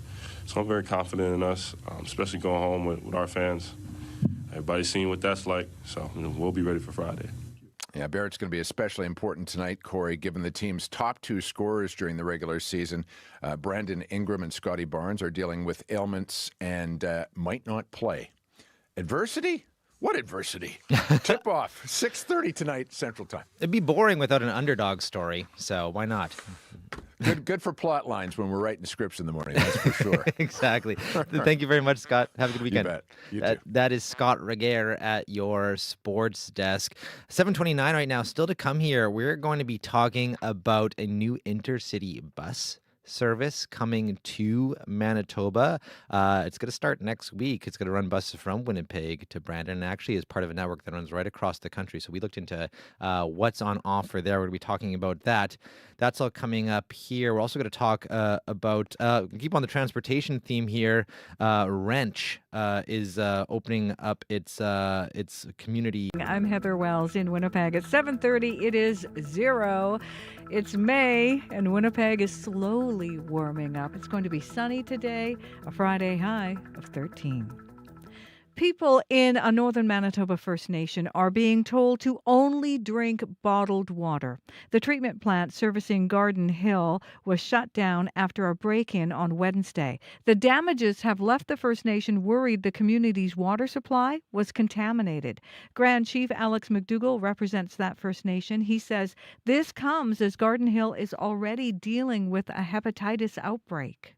It's really disheartening to have to see our communities go through this. It's almost nonstop. We're seem to be facing crisis after crisis, and it's not stopping. And it's continuing to escalate, and the frustration is growing. And without treated water, the Garden Hill community is suspending its dialysis program, forcing 15 patients to stay in southern Manitoba. Manitoba's challenge to restrictive grocery covenants appears to be popular with shoppers. The NDP government wants the municipal board to remove property controls from 4 Sobeys locations. 2 are in Winnipeg, the others are in Brandon and Steinbach.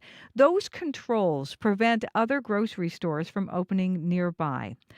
Gursimran Dandiwal would like to see more competition. I would say it's kind of unfair of Sobeys to prevent any other grocery stores in the area because other people also want to shop and sometimes they don't want to go to Sobeys. Premier Rob Canoe says it'll take 6 to 8 weeks to get a decision. A large piece of land owned by a Manitoba family for decades is now in the hands of Nature Conservancy of Canada. Vince Prosiviat and Karen Antle donated more than 260 acres of peatland to the organizations.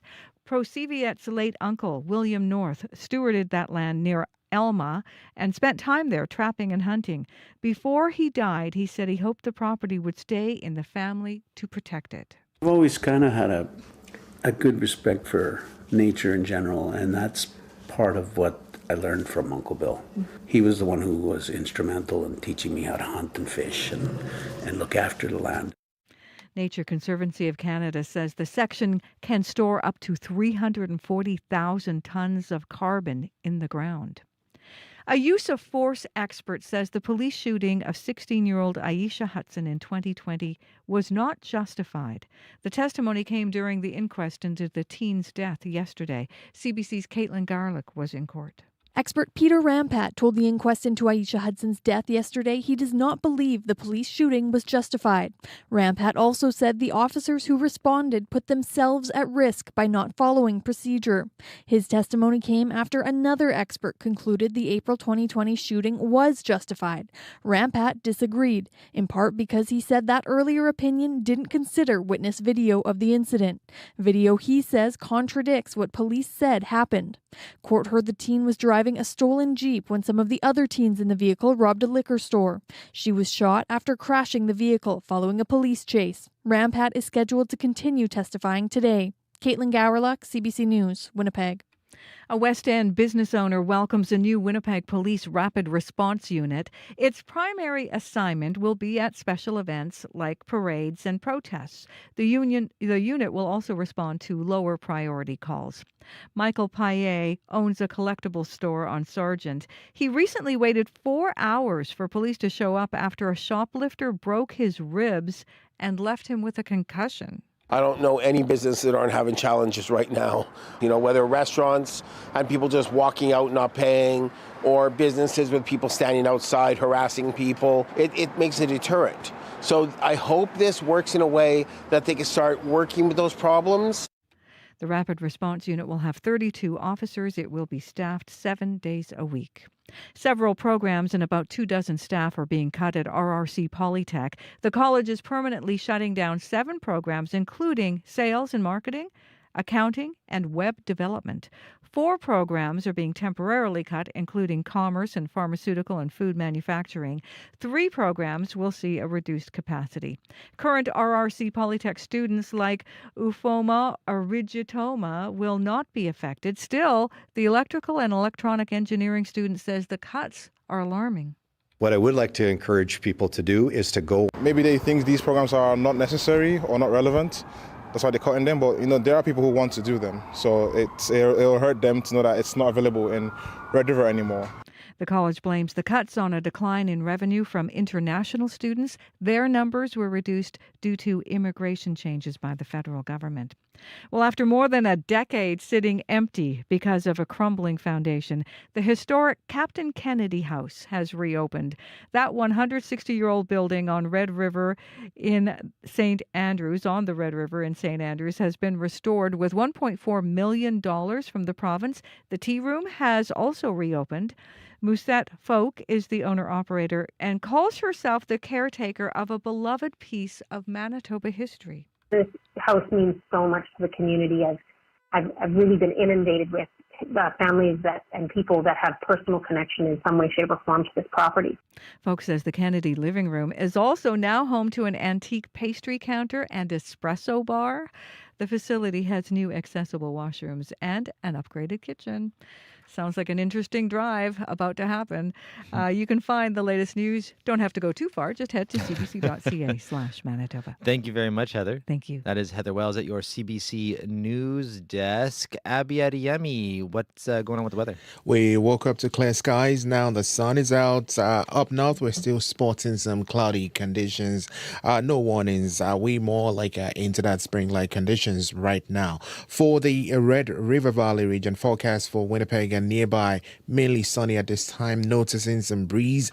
Morning temperature is going to be hovering around 4 degrees before we climb to a high of 13 for today, close to seasonal. But right now we're just hugging around that -2s and -3s, depending on where you are in the city. For the southern part of the province, we're looking at temperatures also between -3 and 0 this morning. Looking at conditions in the Pembina Valley region from Modern towards Portage La Prairie, we're seeing temperatures around -1. It's mainly sunny out there. Highs would climb to 13. From Brandon towards Nipawin, we're seeing -1. Also, sunshine breaking through those cloudy conditions you have. You see your high get to 15. While from Dauphin towards Russell, sunny conditions there. -3 at this time, warming to 15 later in the day. Then we track conditions in the Interlake region. Gimli and nearby, we're looking at sunshine there at this time. -3, you warm up to 13. 13 later in the day. Then we cross over from the central into the northern part of the province, the Par Flim-Flam. We're seeing mainly sunny skies, temperatures between 0 and 1. Highs would climb to 10 later in the day. Norway House is currently seeing some sunshine also at -4 at this time. You warm up close to 10 degrees later in the day. And then for Thompson and the Split Lake region, we're seeing -4, partly cloudy skies, highs close to 8 degrees. Lynn Lake Gillam, these areas are hovering between -2 and 0. Some sunshine there, some cloudy conditions also creeping in. We see highs around 8 degrees. And then for Tudula Lake, we're looking at -7. There's a slim chance of flurries in the forecast. However, you get to warm up to 6 degrees. While for Churchill, -5 and cloudy at this time, you get to -1. So plenty of sunshine to go around most of the regions today. Temperatures finally, Corey, I'd say it again, finally feeling like spring. For the city, we're expecting a high of 13. We're supposed to be around 16, but I'll take 13 today. Current temperatures -3 and sunny, and we hover around 5 degrees before we get to 13. Lovely. Thank you very much, Abby. Thank you. It's Abby at EME. Sierra Sanders, what's the commute looking like? It's been pretty quiet today, Corey. Nothing crazy going on out there. Haven't received any calls on the commuter line. So to me, it sounds like your commute is running pretty smoothly on this Friday morning. But if that's not the case and there is something that has popped up, whether it's a situation that you want to let me know about or something is causing some backups, I'd love to hear about it.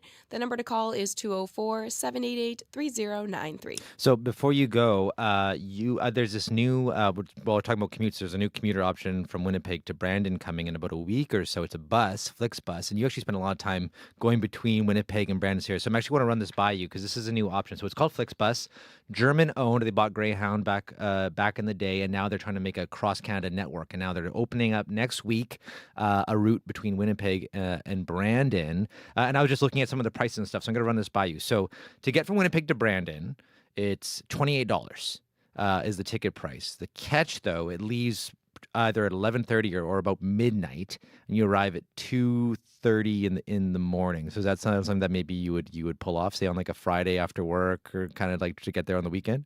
I mean, yeah, but it also depends on the return time as well, because what if I have to work on Monday? Am I getting back to the city, or back to Winnipeg, I should say, at 2 in the morning on a Monday? And what if I worked the morning show? I'd have to wake up an hour later as soon as I get... Actually, I don't even know if I would sleep if that was the case. Right. But I think the price point is, I think, pretty good. That is way less than a tank of gas that I pay. Right. And especially now with gas prices, like that is way less than a tank of gas that I would be paying if I were to drive. Right. So. And also, and interesting, the drop-off is on Middleton's, which is like right off the Trans-Canada there in the north. So you'd also maybe have to arrange some sort of transportation I mean, I into hope my town. partner's parents like me enough that they would like come and get me. Pick you up at 2:30 Pick in the me up morning? at 2:30 in the morning. I You mean, gotta- I hope someone likes me enough that they would come get me at that time. Yeah. Also interesting though. So this is a part of like it's a stop on the way to Regina. And so if people are wondering, the cost to get to Regina from Winnipeg, $53 is what it's showing me on the Flixbus website.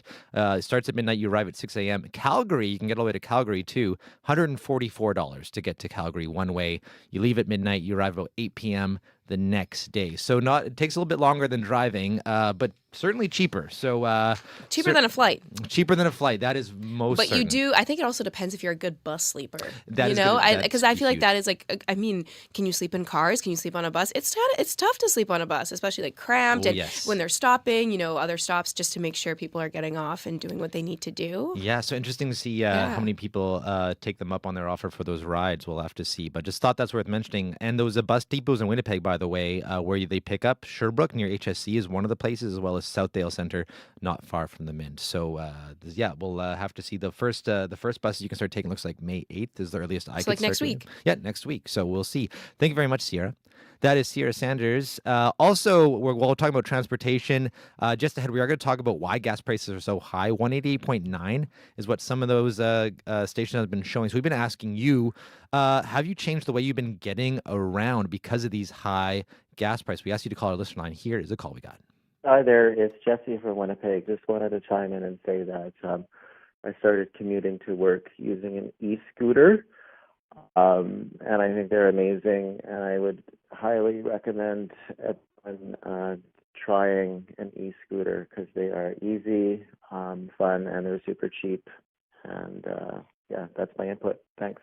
Thank you very much, Jesse. And keep those calls coming. Have you changed the way you've been getting around? Maybe you're carpooling. Maybe you're like, I don't know, turning off the car at red lights or something like that just to save money.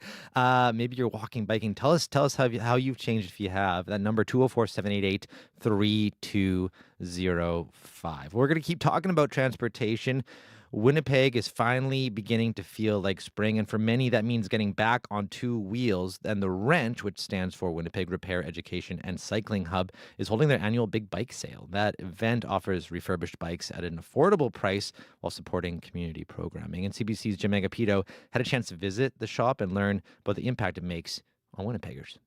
My name is Merrill Grant, and I'm the Executive Director of The Wrench. We are Winnipeg's largest community bike shop. This is our main shop area, and this is where all the bike magic happens.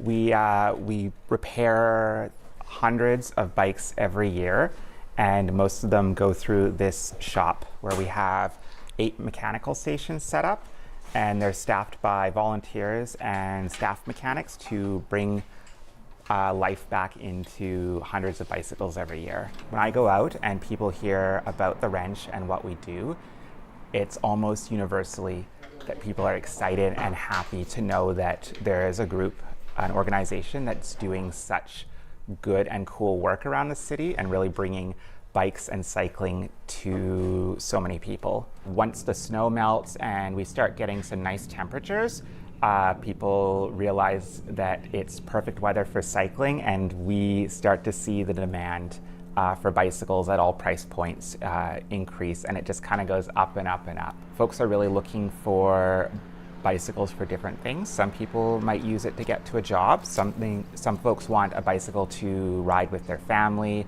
or to go around their neighborhood, and other people might want a bicycle for all sorts of other reasons. How do you source and refurbish the bikes that you have here? So the majority of our bicycles come from donations or are reclaimed from the waste stream. We bring in over 3,000 bikes a year. Some of these bikes go to offering very deeply affordable bicycles for people who might not have a lot of options for buying bicycles that are in their budget. We give away over 600 children's bikes every year to families who need them, absolutely free. We also repair some of those bikes and recondition them to sell at our bike sales, and that helps bring in money to support all our other programming that we do here. Can you go into that and tell me a little bit about that? So our educational programming really has a focus on working with young people. We offer programming in partnership with schools and other community serving organizations that teach kids the basics of bike mechanics.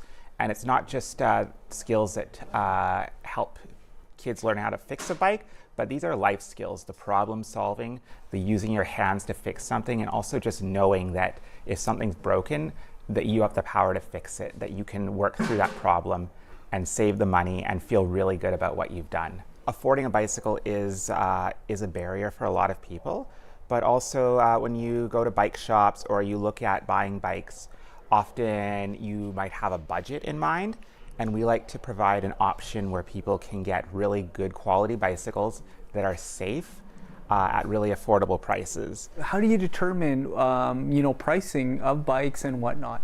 We're very lucky at the Wrench. We have a lot of folks here who volunteer with us, who work here, who are encyclopedias of bicycle knowledge, and they can look at a bike and know what this bike is, where it's from, when it was made, and they can look at how much it's sold for and look at it now and really come to figure out a price for that bike that it represents the quality and what's gone into it. Can you tell me about the bike sale and what's happening? Yes, so the Wrench has 3 upcoming bike sales. We call them big bike sales, and we'll have more than 150 bikes available throughout these 3 sales, with plans for us to add more dates as the summer goes on.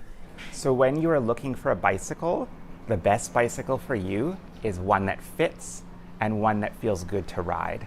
If the bicycle fits you like a good shirt or a good pair of jeans, that's going to be a bike that you will want to ride. Bicycles are magical machines that do so many things. They let you connect with your community and your family and friends. They let you know your neighborhood and community in a really, really deep and interesting way. They're a very good way to get moving and get physical exercise. They're low impact, and they're also fun. I don't know how to get on a bicycle without smiling.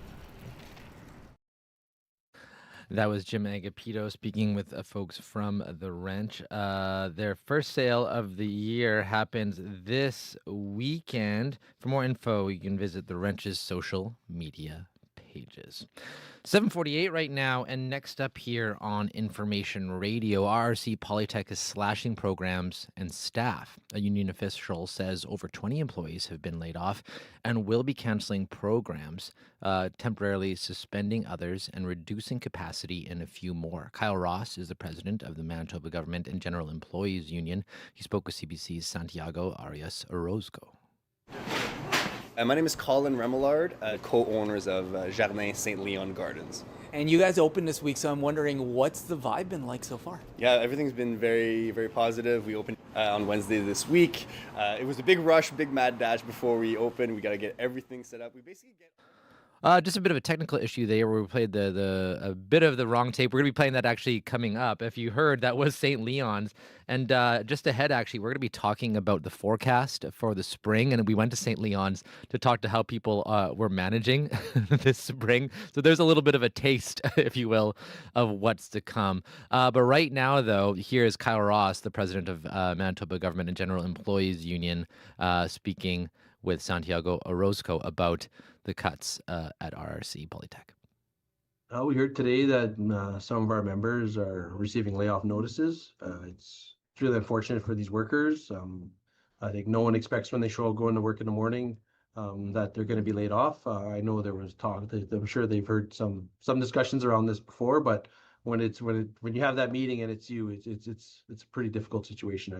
I really feel for these workers. We understood that there was some coming. The employer let our activists and our rep with the college know that there may be some coming, and we didn't actually. I don't think we knew really when it was happening, but today is when they started having those meetings, those difficult meetings with the workers, where they're getting the terrible news. So for the most part, from what I understand, many will have some time to go look for other employment before their employment runs out with the college. So we're hopeful all affected will be able to find work pretty quick. So I believe it's instructors, mostly instructors, and some I can't remember the other title, but yes, it's people delivering programming for students. Big part of this, not all of it, but a part of this is that the international students reduction from the federal government has changed the complement of students coming to Red River College. So the college has to react when you don't have students paying for these courses. It's really hard to have instructors teach those courses, right? So are you fearful that this might not be the end of it? I think we're always a little fearful for types like that. We hope it is,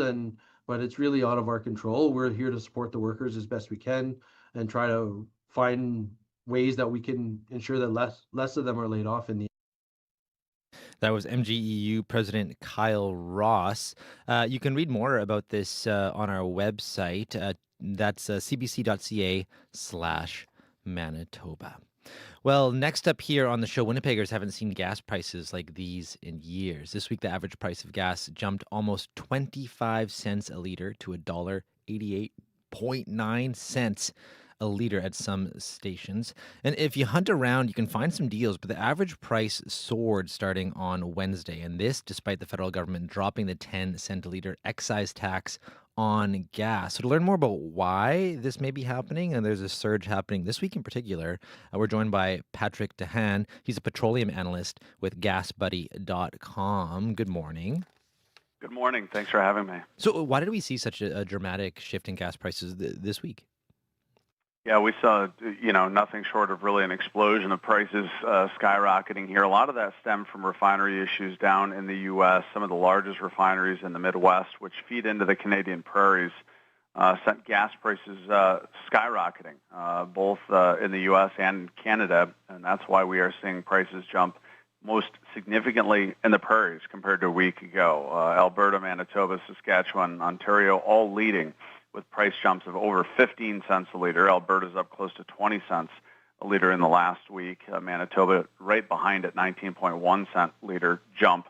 And it's not just impacting gasoline, it's diesel as well. Diesel, Manitoba leading the nation with a 15.4 cent liter jump. And again, all of this stems from about 3 refinery issues. The largest refinery in the Midwest that feeds into the prairies down in northwestern Indiana had a power outage over the weekend. In addition, another refinery outside Chicago and another closer to St. Louis, Missouri, also undergoing maintenance, having issues as of late. That coupled with the big jump in the price of oil over the last, call it several days, as U.S. President Donald Trump has suggested that the blockage of the Strait of Hormuz could last several weeks longer, sent oil prices up significantly. And it's kind of all of those factors, a bit of the perfect storm that's created such a jolt at the pump. So, since part of this was a temporary thing with oil refineries having an issue, which hopefully is temporary, what could that mean? Could we see them drop back down shortly once those refineries kind of get that problem solved? Or yeah, that's certainly within the realm of possibility. In fact, the wholesale prices, which are the leading indicator for retail prices, are showing a little bit of relief coming. Not much yet. It's not like the refinery issues are completely behind us, but the way I read the markets is maybe the worst could be behind us, and we could see a little bit of relief, at least on the refining front of things. If the situation with the Strait of Hormuz worsens, we could go right back up or even higher. So it's important to remind everyone that there's a lot of different levers that can impact prices at the same time at different times.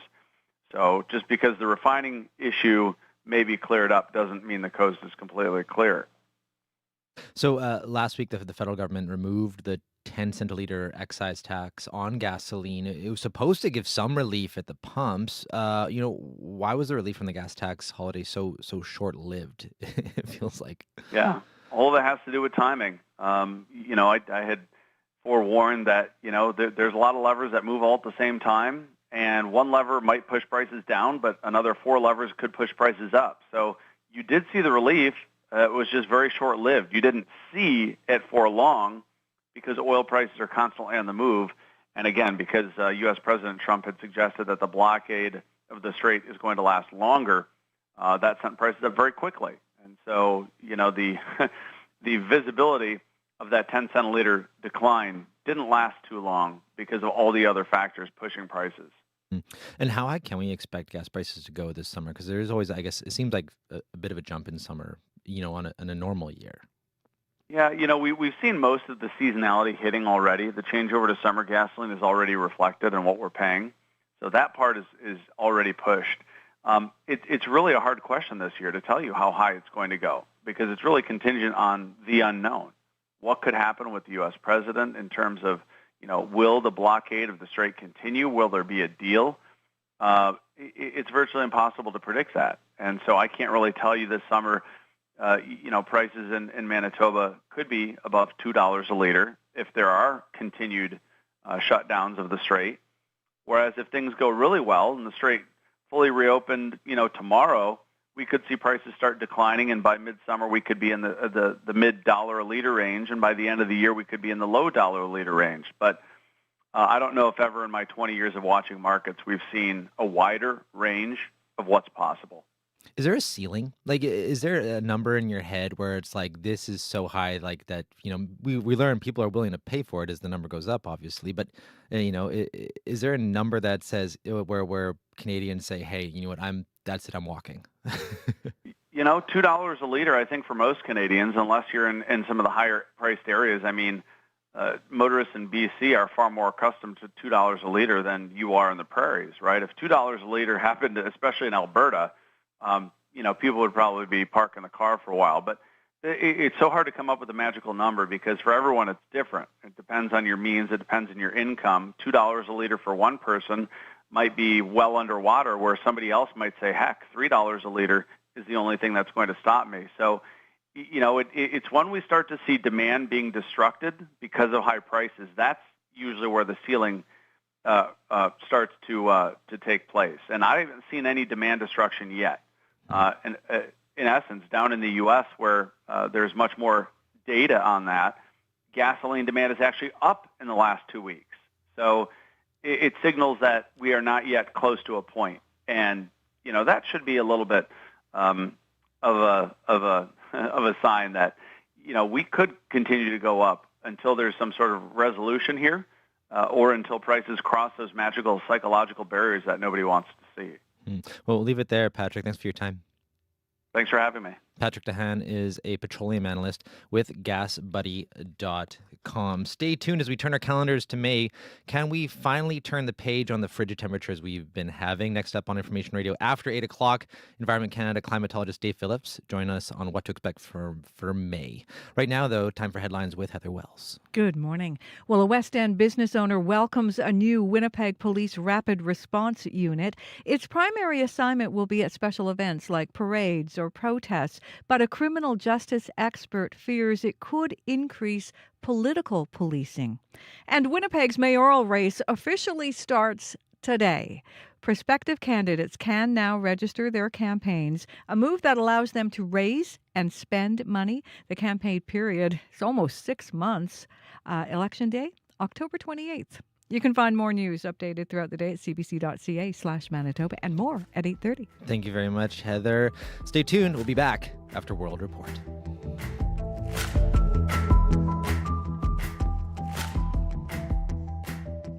On cue. Casey Musgraves is an 8-time Grammy winner, considered one of the finest songwriters of her generation. And in a rare interview, she talks about her journey from championship yodeler to winning Album of the Year at the Grammys. And how a sign in her hometown that she had never noticed before inspired her new album. Q, this morning at 10:30 in Newfoundland, and on the CBC Listen app, or wherever you get your podcasts. The CBC News is next. Coming up in half an hour, it's The Current. I'm Pia Chattopadhyay. As war in the Middle East drives up the price of fuel, a new report shows a surge of interest in renewable energy. But Canada is lagging in the G7 when it comes to solar and wind power. How to catch up? Coming up on The Current. This is World Report. Good morning, I'm John Northcott. The price at the pump is rising again, with the average cost of gas across Canada hitting $1.85 a litre.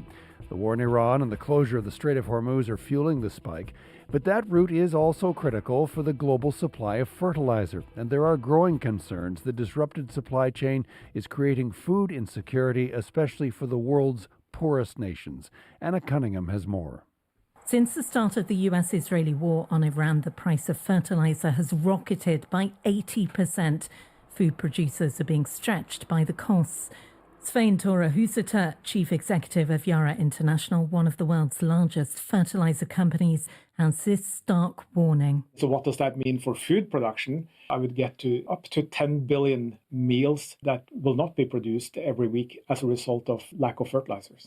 Husæter wants nations to avoid a bidding war, what he calls a global auction on food.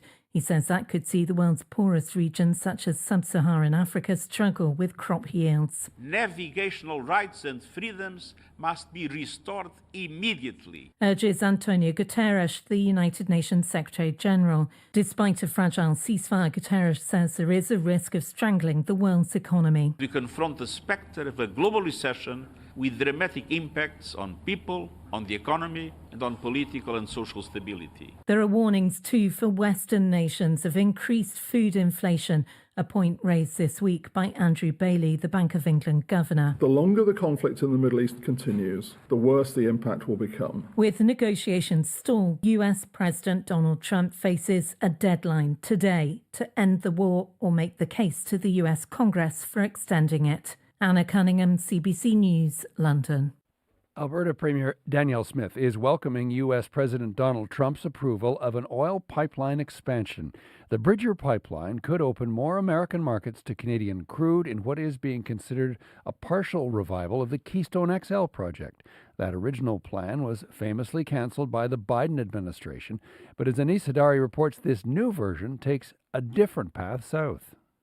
This is a transborder pipeline. Officials called what Donald Trump just approved similar to the Keystone XL pipeline. They wouldn't approve anything having to do with the pipeline. This new approved project by U.S.-based Bridger Pipeline will take Canadian crude from the border between Alberta and Montana down to Wyoming. It will use some parts of the repeatedly canceled Keystone project, but on a different and shorter route in the U.S. There's already pipe in the ground left over from when Joe Biden canceled Keystone XL on his first day in office. Heather Exner-Perot is the director of energy with the Macdonald-Laurier Institute. She says it'll be easy for this new, retooled American project to connect to the Canadian side of the border. And so it's quite seamless on the Canadian side. There was no problems on the Canadian side. Even the Liberals, the Justin Trudeau Liberals, had approved Keystone XL. It was the American side we had the problem. In Canada, it's a company called Southbow that's taken over the remnants of Keystone XL. In a statement, the company wrote that it's still evaluating the project. But as Canadian officials talk about expanding exports beyond the United States, this project would sell more to them. And the Americans, wily as they are, have made, sending more Canadian oil as easy as it can possibly be. They wouldn't sign a pipeline deal, and we have pipelines going. It's still very unclear how fast this project could get going, and there could still be legal challenges. Anis Haydari, CBC News, Calgary. It's not even close to summer, but there is growing concern Metro Vancouver could soon face a significant drought.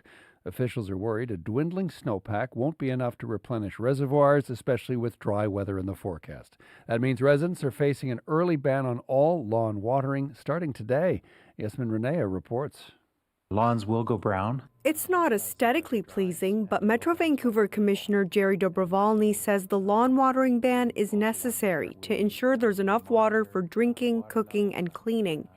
There are usually limits in May, but for the first time ever, the region is skipping right to Stage 2 restrictions. And at this point, we are expecting that we will need to go to Stage 3 in June. That hasn't happened in over a decade. Warm temperatures, limited rain, and a low snowpack on the mountains are threatening a summer drought, with some wildfires already popping up in parts of the province.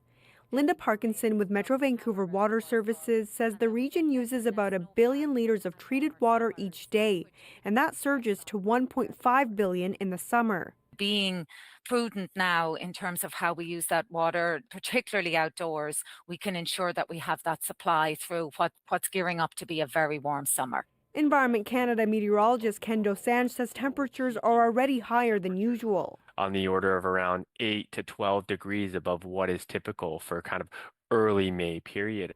And with the weather pattern El Nino expected to hit Western Canada this summer, drought conditions could become even worse, meaning water conservation will likely last for the months ahead.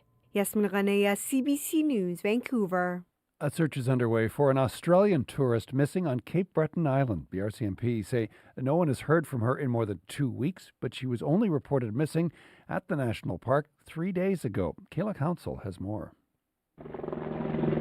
From the sky and on the ground, this is a complicated search. Mountainous, difficult terrain with high water levels and lingering snow. Crews are looking for 62-year-old Denise Ann Williams, who was traveling alone. Chris Belmore has been leading the search. It's not just a big area, I guess, within the national park, but it's also a pretty treacherous area. There's a lot of down trees, high elevation areas that make it a little bit harder to access. They're searching Highlands National Park on Cape Breton Island. Renowned for its stunning ocean vistas, Parks Canada boasts it is one of the most visited regions in the country. So it's no wonder a tourist from Australia would want to check it out. She was fit and experienced traveler. Corporal Mandy Edwards with the Nova Scotia RCMP says Williams was reported missing 3 days ago, but no one has heard from her since April 15th. Believed to be hiking, she was dressed warmly in a winter coat with a toque and scarf. Her vehicle, a Nissan Sentra, has been located by Parks Canada at their visitor center near the Acadian Trailhead. The Acadian Trail is an 8.4-kilometer loop rated as moderately difficult. Police dogs and around 70 people from multiple agencies across the province have been involved in the search. It's unclear how long it will continue, but the RCMP says it will depend on the conditions and evidence found along the way. Kayla Hounsell, CBC News, Halifax. Israeli police have arrested a 36-year-old man after a video surfaced showing an attack on a nun near Jerusalem's Old City. The victim is a researcher at the French School of Biblical and Archaeological Research and was left bruised following the assault near David's tomb. Police are investigating the incident as a racially motivated attack. Local Christian leaders say such violence is a growing phenomenon and are calling for tougher prosecution to deter future assaults. And finally, BC soccer fans are worried they may lose one of their professional men's franchises. The Vancouver Whitecaps have been in Major League Soccer since 2011, and the team's name has been associated with soccer in the city since 1974. But ownership and stadium issues have put the team's future in doubt. Now a group from the U.S. is making a formal bid to buy the team and move it to Las Vegas. CBC's Lawrence Watt has more. Super Whitecaps, hey! Oh, Fans of the Vancouver Whitecaps gathered Thursday outside the 76th FIFA Congress. They rallied in a bid to stop the club from leaving the city. Matthew Turpin is a longtime fan. We're here to stay, and Vancouver's our home, and let's go Whitecaps! And then, reports emerged that a private investor group had submitted a bid to buy the soccer team and relocate it to Las Vegas. Vancouver Mayor Ken Sim says the news is concerning and that the city is doing everything it can to keep the team. We're just working really hard to make sure that we give Vancouverites every opportunity to keep the Caps in Vancouver. Look, a lot of groups have reached out over the last 48 hours, and so I don't want to give anyone false hope because we do have a hill to climb. Despite the reports, BC Minister of Jobs and Economic Growth Ravi Kahlon says the province is committed to finding a way to keep the Caps in Vancouver. If the MLS is genuine in wanting to support communities to develop the game, genuine about the fans, they'll find a solution. Las Vegas can easily have a team with an expansion. Premier David Eby has spoken to MLS Commissioner Don Garber on the future of the team and said the two have committed to working together. Meanwhile, the MLS says the league remains focused on working with the Whitecaps and local stakeholders to see whether a sustainable path forward for the club can be achieved. In the meantime, the club's fans are hoping for the best. Lawrence Watt, CBC News, Vancouver. And that is the latest national and international news from World Report. I'm John Northcott. This is CBC News.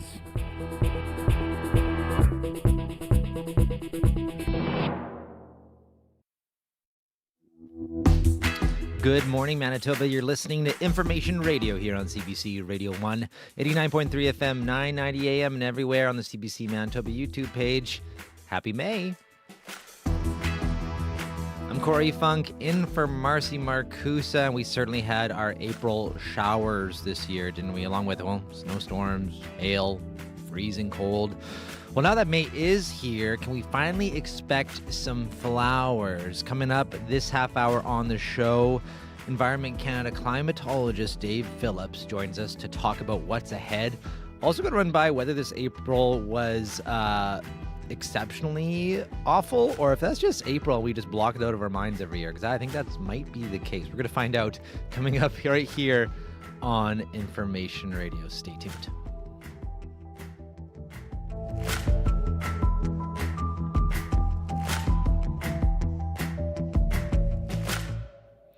(8:11) though, let's check in now with Heather Wells with a look at news headlines. Good morning. Well, people on a Northern Manitoba First Nation are being told to only drink bottled water. The treatment plant servicing Garden Hill was shut down after a break-in Wednesday. The damages that were left have that First Nation worried about the community's water supply being contaminated, and it has forced some people out of the community as they need dialysis treatment, and water is used in that process. So we'll hear more about what happened there at Garden Hill. And a 160-year-old house on the Red River in St. Andrews has reopened. The Captain Kennedy House sat empty for more than a decade because of a crumbling foundation. But after $1.4 million spent restoring that house, it's reopened again just in time for spring and summer. We'll hear about it coming up at 8:30. Thank you very much, Heather. Thank you. Well, Abby, April, we had Fool's Spring, and then False Spring, and then Fake Spring, and then Mini Summer, and then not actual spring. And then now it looks like it is for real spring now. Yes, for sure. Like a settled spring day on the first day of May. I think that's what I'm seeing across board as clear skies dominate the southern part of the province. The north, we're still seeing mainly cloudy conditions conditions there. The south is going to be staying dry and mild. We're going to see breezy conditions that's going to pick up in the Red River Valley region at some point. But forecast right now for the city of Winnipeg, it brings mainly sunny skies at this time. We're looking at windy conditions developing already. Current temperatures, now we are at that 4 degrees at the Forks and 2 at the airport. Temperatures can be hovering around 5 degrees before we get to our high of 13 for today. Remember, as mentioned earlier, normals for this time of the year, we're supposed to be around 16 degrees, but for today, we crawl close to that. We get to 13. Southern regions already hovering between 1 and 4 degrees this morning. From the Pembina Valley region, the Westman, the Parkland region, and even into the Interlake region, we're seeing temperatures around 1 and 4 and sunshine present in most of the regions. We'll see highs hover between 13 and 15 degrees. While for the northern parts, where we've been getting all this slamming of snow and blizzards the last week or so, we're now seeing temperatures kind of calming down there. Temperatures hovering around 2 and -7 at this time as we travel towards Tutuila Lake. Mainly sunny skies and Flin Flon at this time. Norway Isles also getting some sunshine. Thompson, Gillam, Lynn Lake, we're seeing sunshine and some mix of cloudy conditions in between. But highs for most of the regions up north, we'll see 6 degrees in some areas and 8 degrees in some areas. Churchill only warms up to -1 today. Current temperature in Churchill, -5. There's a slim chance of flurries in the forecast. So it's more like a bright May 1st day across board with breezy conditions expected in the south, while up north we're still going to see some cloudy conditions there. Winnipeg, it's sunny right now. We're warming up to 13. We will hover around 5 degrees before we get there. Thank you very much, Abby. Thank you. That's Abby Adeyemi. Sierra Sanders, what's the commute looking like? It's been very quiet today. I think that's the theme of today's commute. I haven't gotten any calls on the commuter line so far, so that to me sounds like your drive is going pretty smoothly out there on this Friday morning, which is great to hear. You know, that's good Friday news, I would say. But just wanted to remind folks about reduced speeds coming to the seasonal bike routes today from the city of Winnipeg. So that starts today, May 1st, and runs until mid-October. So the roads that are that have speeds that are going to be reduced are Lyndale Drive from Cromwell Street to Galvin Street. So those speeds are being reduced to 30 kilometers an hour. Wellington Crescent from Academy Road to Guelph Street, 30 kilometers as well. Churchill Drive between Hay Street and Jubilee Avenue, 30 kilometers an hour as well. And then Kilkenny Drive between Burgess Avenue and Kings Drive between Kilkenny Drive and Patricia Avenue. Those speeds are being reduced to 40 kilometers an hour for the seasonal bike routes. So be aware of those conditions there if that's in your area. But if there is something that's getting in your way here in the last couple of minutes in the show, I'd love to hear about it. The number to call is 204-788-3093.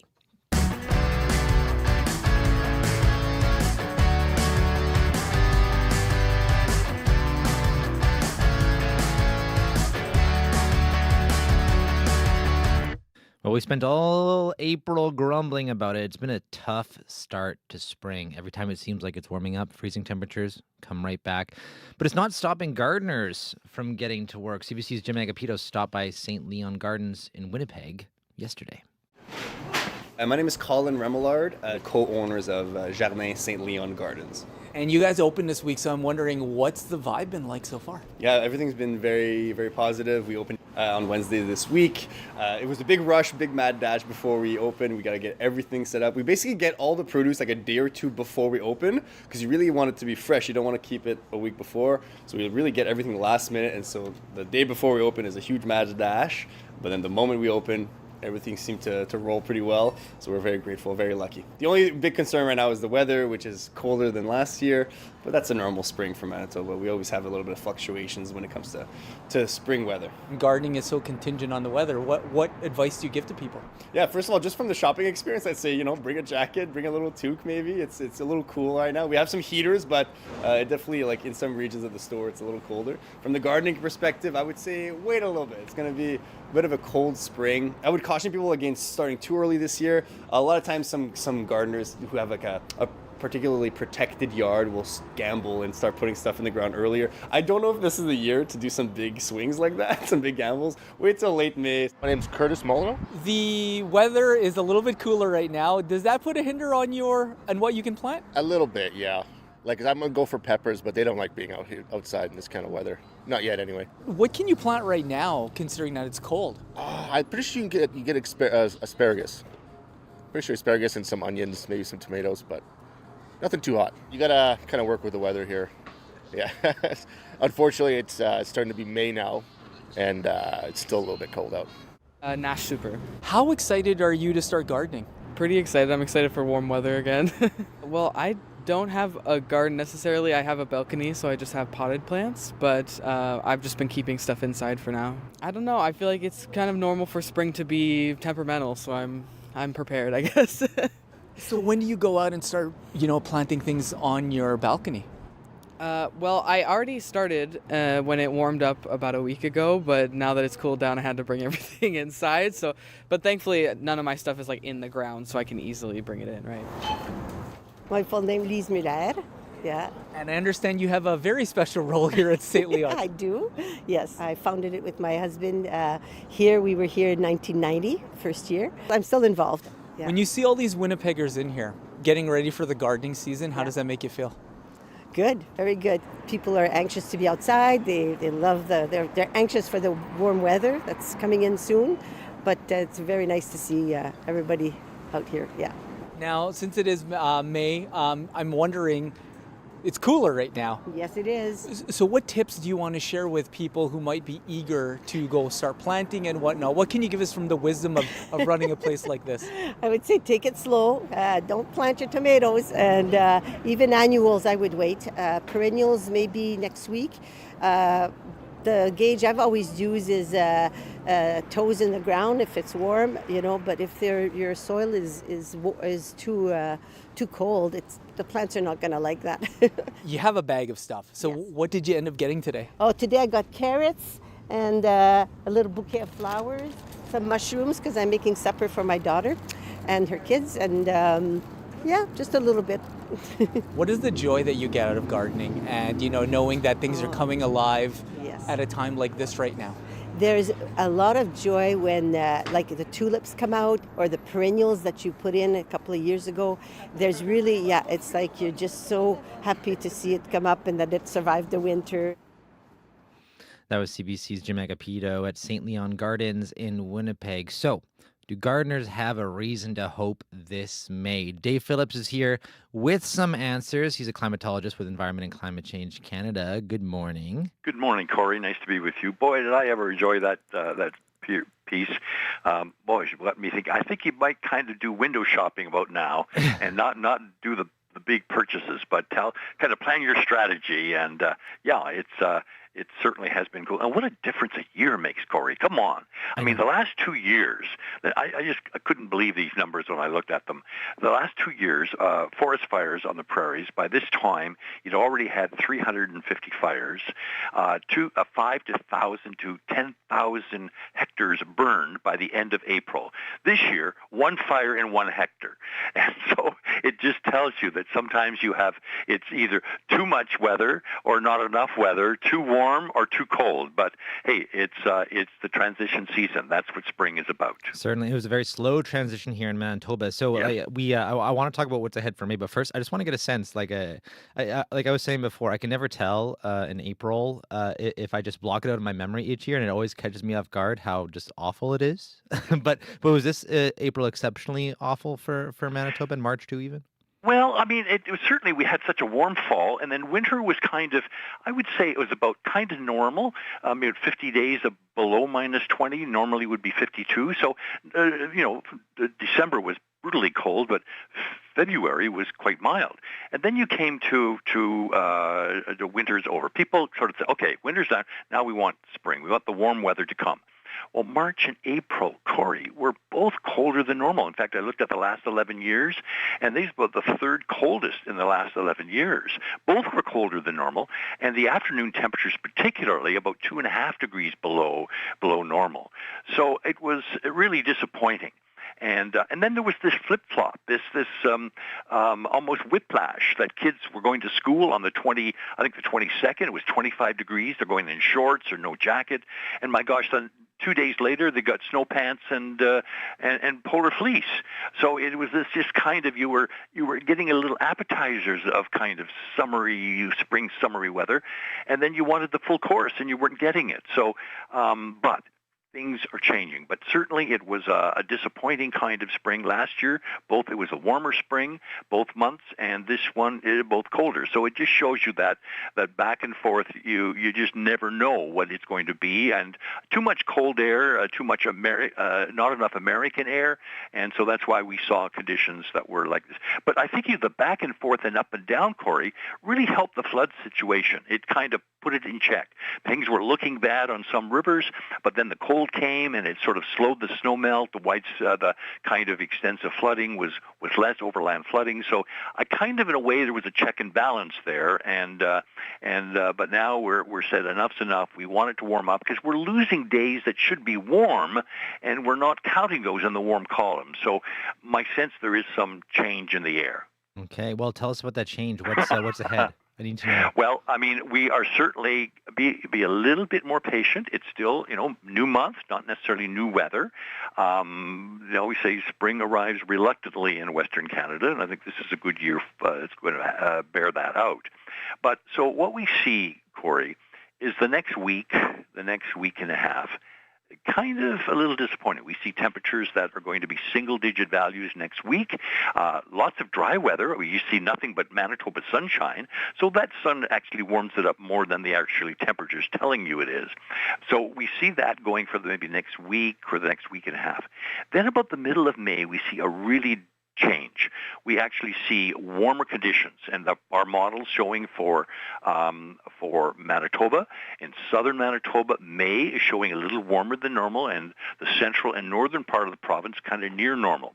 But when we get through, say, long weekend in May it's when the change is going to take place. And that's often time where people go to the garden and they start buying things, planting them, and it's probably going to work this year. So we look at the May, June, July period, say the last part of spring and the early part of first half of summer, and across the entire province shows warmer than normal. Now, one little proviso. In May, don't think the snow is over. I've looked at the last 70 years, and 30 of those years had snow in Winnipeg in May. But typically what it brings you, just don't even shovel it because nature will take it away from you. So that is still a little bit of a risk, and we see some temperatures that are a little getting down below the freezing mark at night. But overall, we see a warm-up coming, and just be a little, maybe 2 more weeks, and you'll be able to put those polar fleece things at the back of the closet and bring out the muscle shirts and tank tops. I literally looked at my shoe rack. I have my sandals right beside my snow boots. Polished and ready to go. I've already worn both of them, within like a 24-hour period. Well, that's it. That's what these teasers. This is kind of what we call weather whiplash, where it's. But what we want is not the appetizer. We want the full course, and it's coming. But just be maybe 2 more weeks, and you'll be complaining about the heat and humidity. Okay, well, looking forward to complaining about something different. Thank you very much, Okay, David. I appreciate it. Bye-bye now. That's David Phillips. He's a climatologist with Environment and Climate Change Canada. Well, to get you in the mood for more spring-like weather, here's Miley Cyrus with Flowers.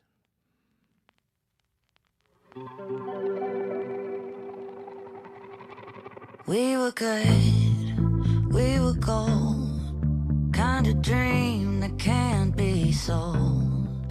We were right till we weren't, built a home and watched it burn. I didn't want to leave you, I didn't want to lie, started to cry but then remembered I can buy myself flowers.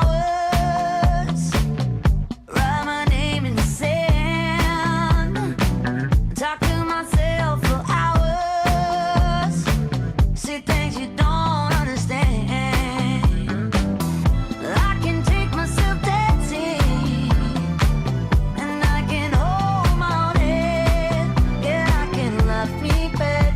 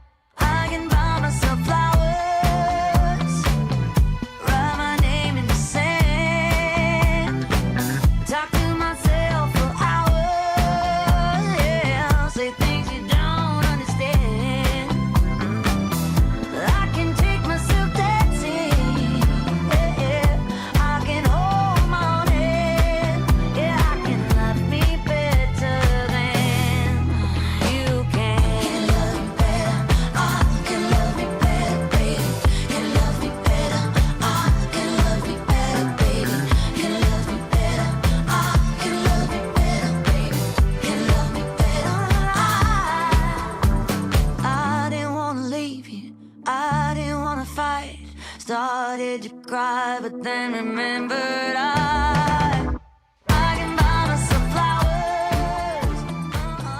Write my name in the sand. That's Miley Cyrus with Flowers. And actually, I've seen a couple flowers already sprouting up on our yard. So it is happening. Spring is here despite the slightly colder temperatures. We're doing it. We're doing it.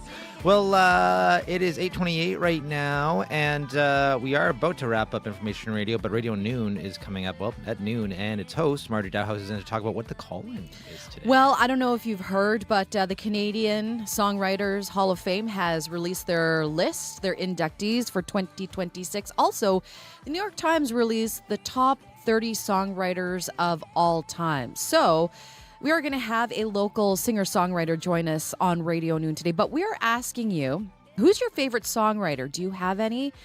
If maybe there's a songwriter out there that you think deserves recognition, who are some of the, I guess, not well-known songwriters that you think people should know about? A lot of them work behind the scenes too, Exactly, right? Well, yeah. I know we did a story with Haley Jean Penner That's from right, Winnipeg, yeah. who writes for like Teddy Swims. Amazing. So, and a lot of them just kind of get together in the room, they write a song, and then all of a sudden this big artist takes it and turns it into something big. So there are songwriters out there in our midst. They might have walked by one the other day they didn't even know. So should be a fascinating conversation. Yeah. Thank you very much. So give us a call, text us after 12:30 on Radio Noon. Thank you very much. Thanks, Corey. That's Marjorie Dowhouse, host of Radio Noon.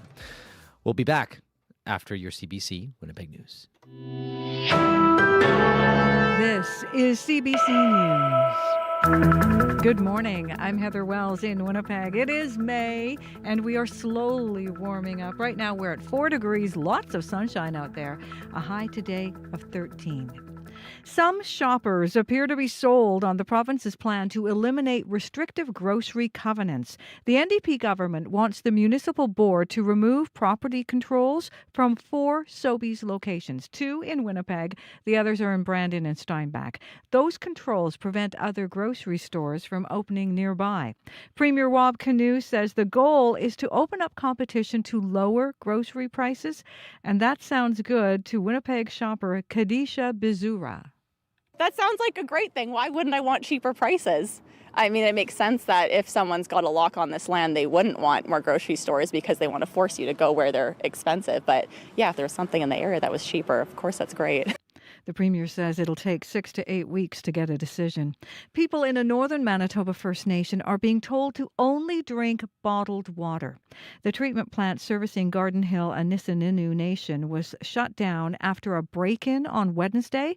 The damages left the First Nation worried the community's water supply was contaminated. Grand Chief Alex McDougall represents the community. He says this comes as Garden Hill is already dealing with a hepatitis outbreak. It's really disheartening to have to see our communities go through this.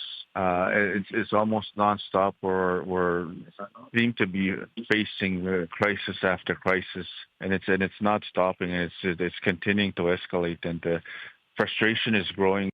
Without treated water, the Garden Hill community is suspending its dialysis program, forcing 15 patients to stay in southern Manitoba.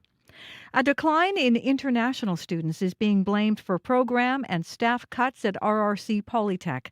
The college is permanently shutting down 7 programs, including sales and marketing, accounting, and web development. 4 programs are being temporarily cut, including commerce and pharmaceutical and food manufacturing, and 3 other programs will see reduced capacity.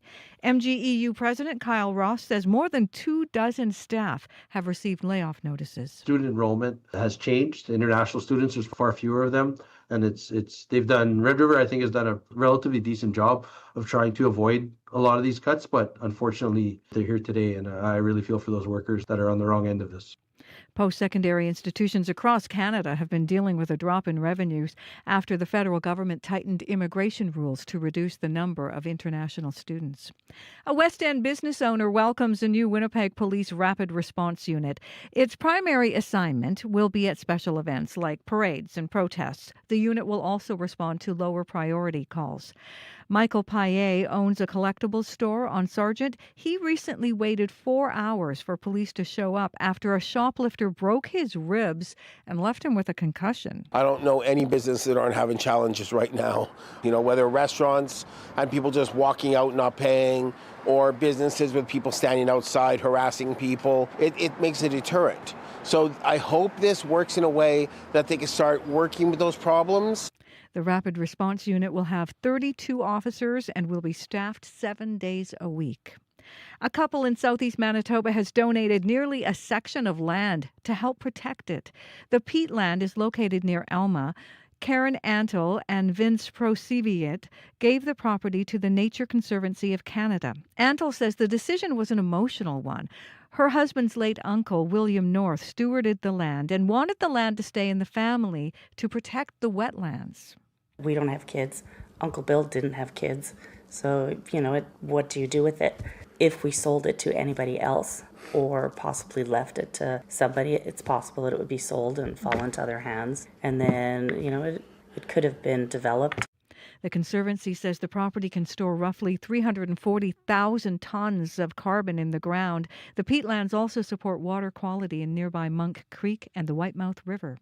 Well, today marks the official start of election season. Even though Winnipeg's election is almost 6 months away, the city is still encouraging you to get your names on the voters list. Sherwood Armbruster is the city's chief elections officer. What I would like to encourage people to do is to go on the city website now, winnipeg.ca/election 2026. Check if you're on the voters list. It will enhance the voting experience, ensure that you don't have to take an oath.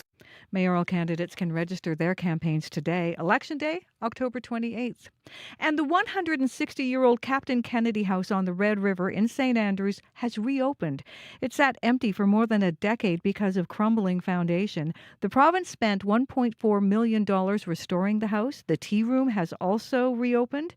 Musette Folk is the owner-operator and says the response from the community has been overwhelming. Usually I get a very personal story that connects them to the house in a way that very much shows that they either, maybe they had somebody that they knew that was married here or had photos taken here or who got engaged here or who used to come here with their grandmother. You can see some photos of that Captain's house. All you have to do is head to cbc.ca/Manitoba. Thank you, Heather. Thank you. And thanks to all of our producers in unit, Abby Adiemi, Sierra Sanders, Chidi Akuma, Marshall Hodgins, Jenica Sewell, Dylan Longhurst, Chloe Friesen, Sophia Peralta Baron, Kaylin Monkman, Megan Ketchison, Mary Rose Villena, and Sarah Kromolowski. Our CA reporter is Jim Agapito. And our on-air team, Darren Morash, our YouTube producer, Abby Adiemi, Nelly Gonzalez is our current affairs producer, and Leif Larson is our senior producer of audio. Sierra Sanders, what's the final look at the commute for you? Yeah, pretty slow commute today, Corey. Things are looking pretty smooth out there for the rest of your morning commute, but just be aware of those reduced speeds coming to seasonal bike routes here in Winnipeg, Lyndale Drive, Wellington Crescent, Churchill Drive, and Kilkenny Drive there by Kings Park. Thank you very much. Abby, final look at the weather. More like a settled spring day across the province. Sunshine in the south and bit of cloudy conditions up north. The south warms up close to 16 degrees today. Winnipeg, we are currently going to be hugging 5 degrees. We get to 13 later in the day. Well, you just heard it. Hope you enjoy the lovely weather coming up this weekend. It is finally spring, I think it's safe to say. I'm Corey Funk in for Marcy Marcusa. The Current is next. Have a good one.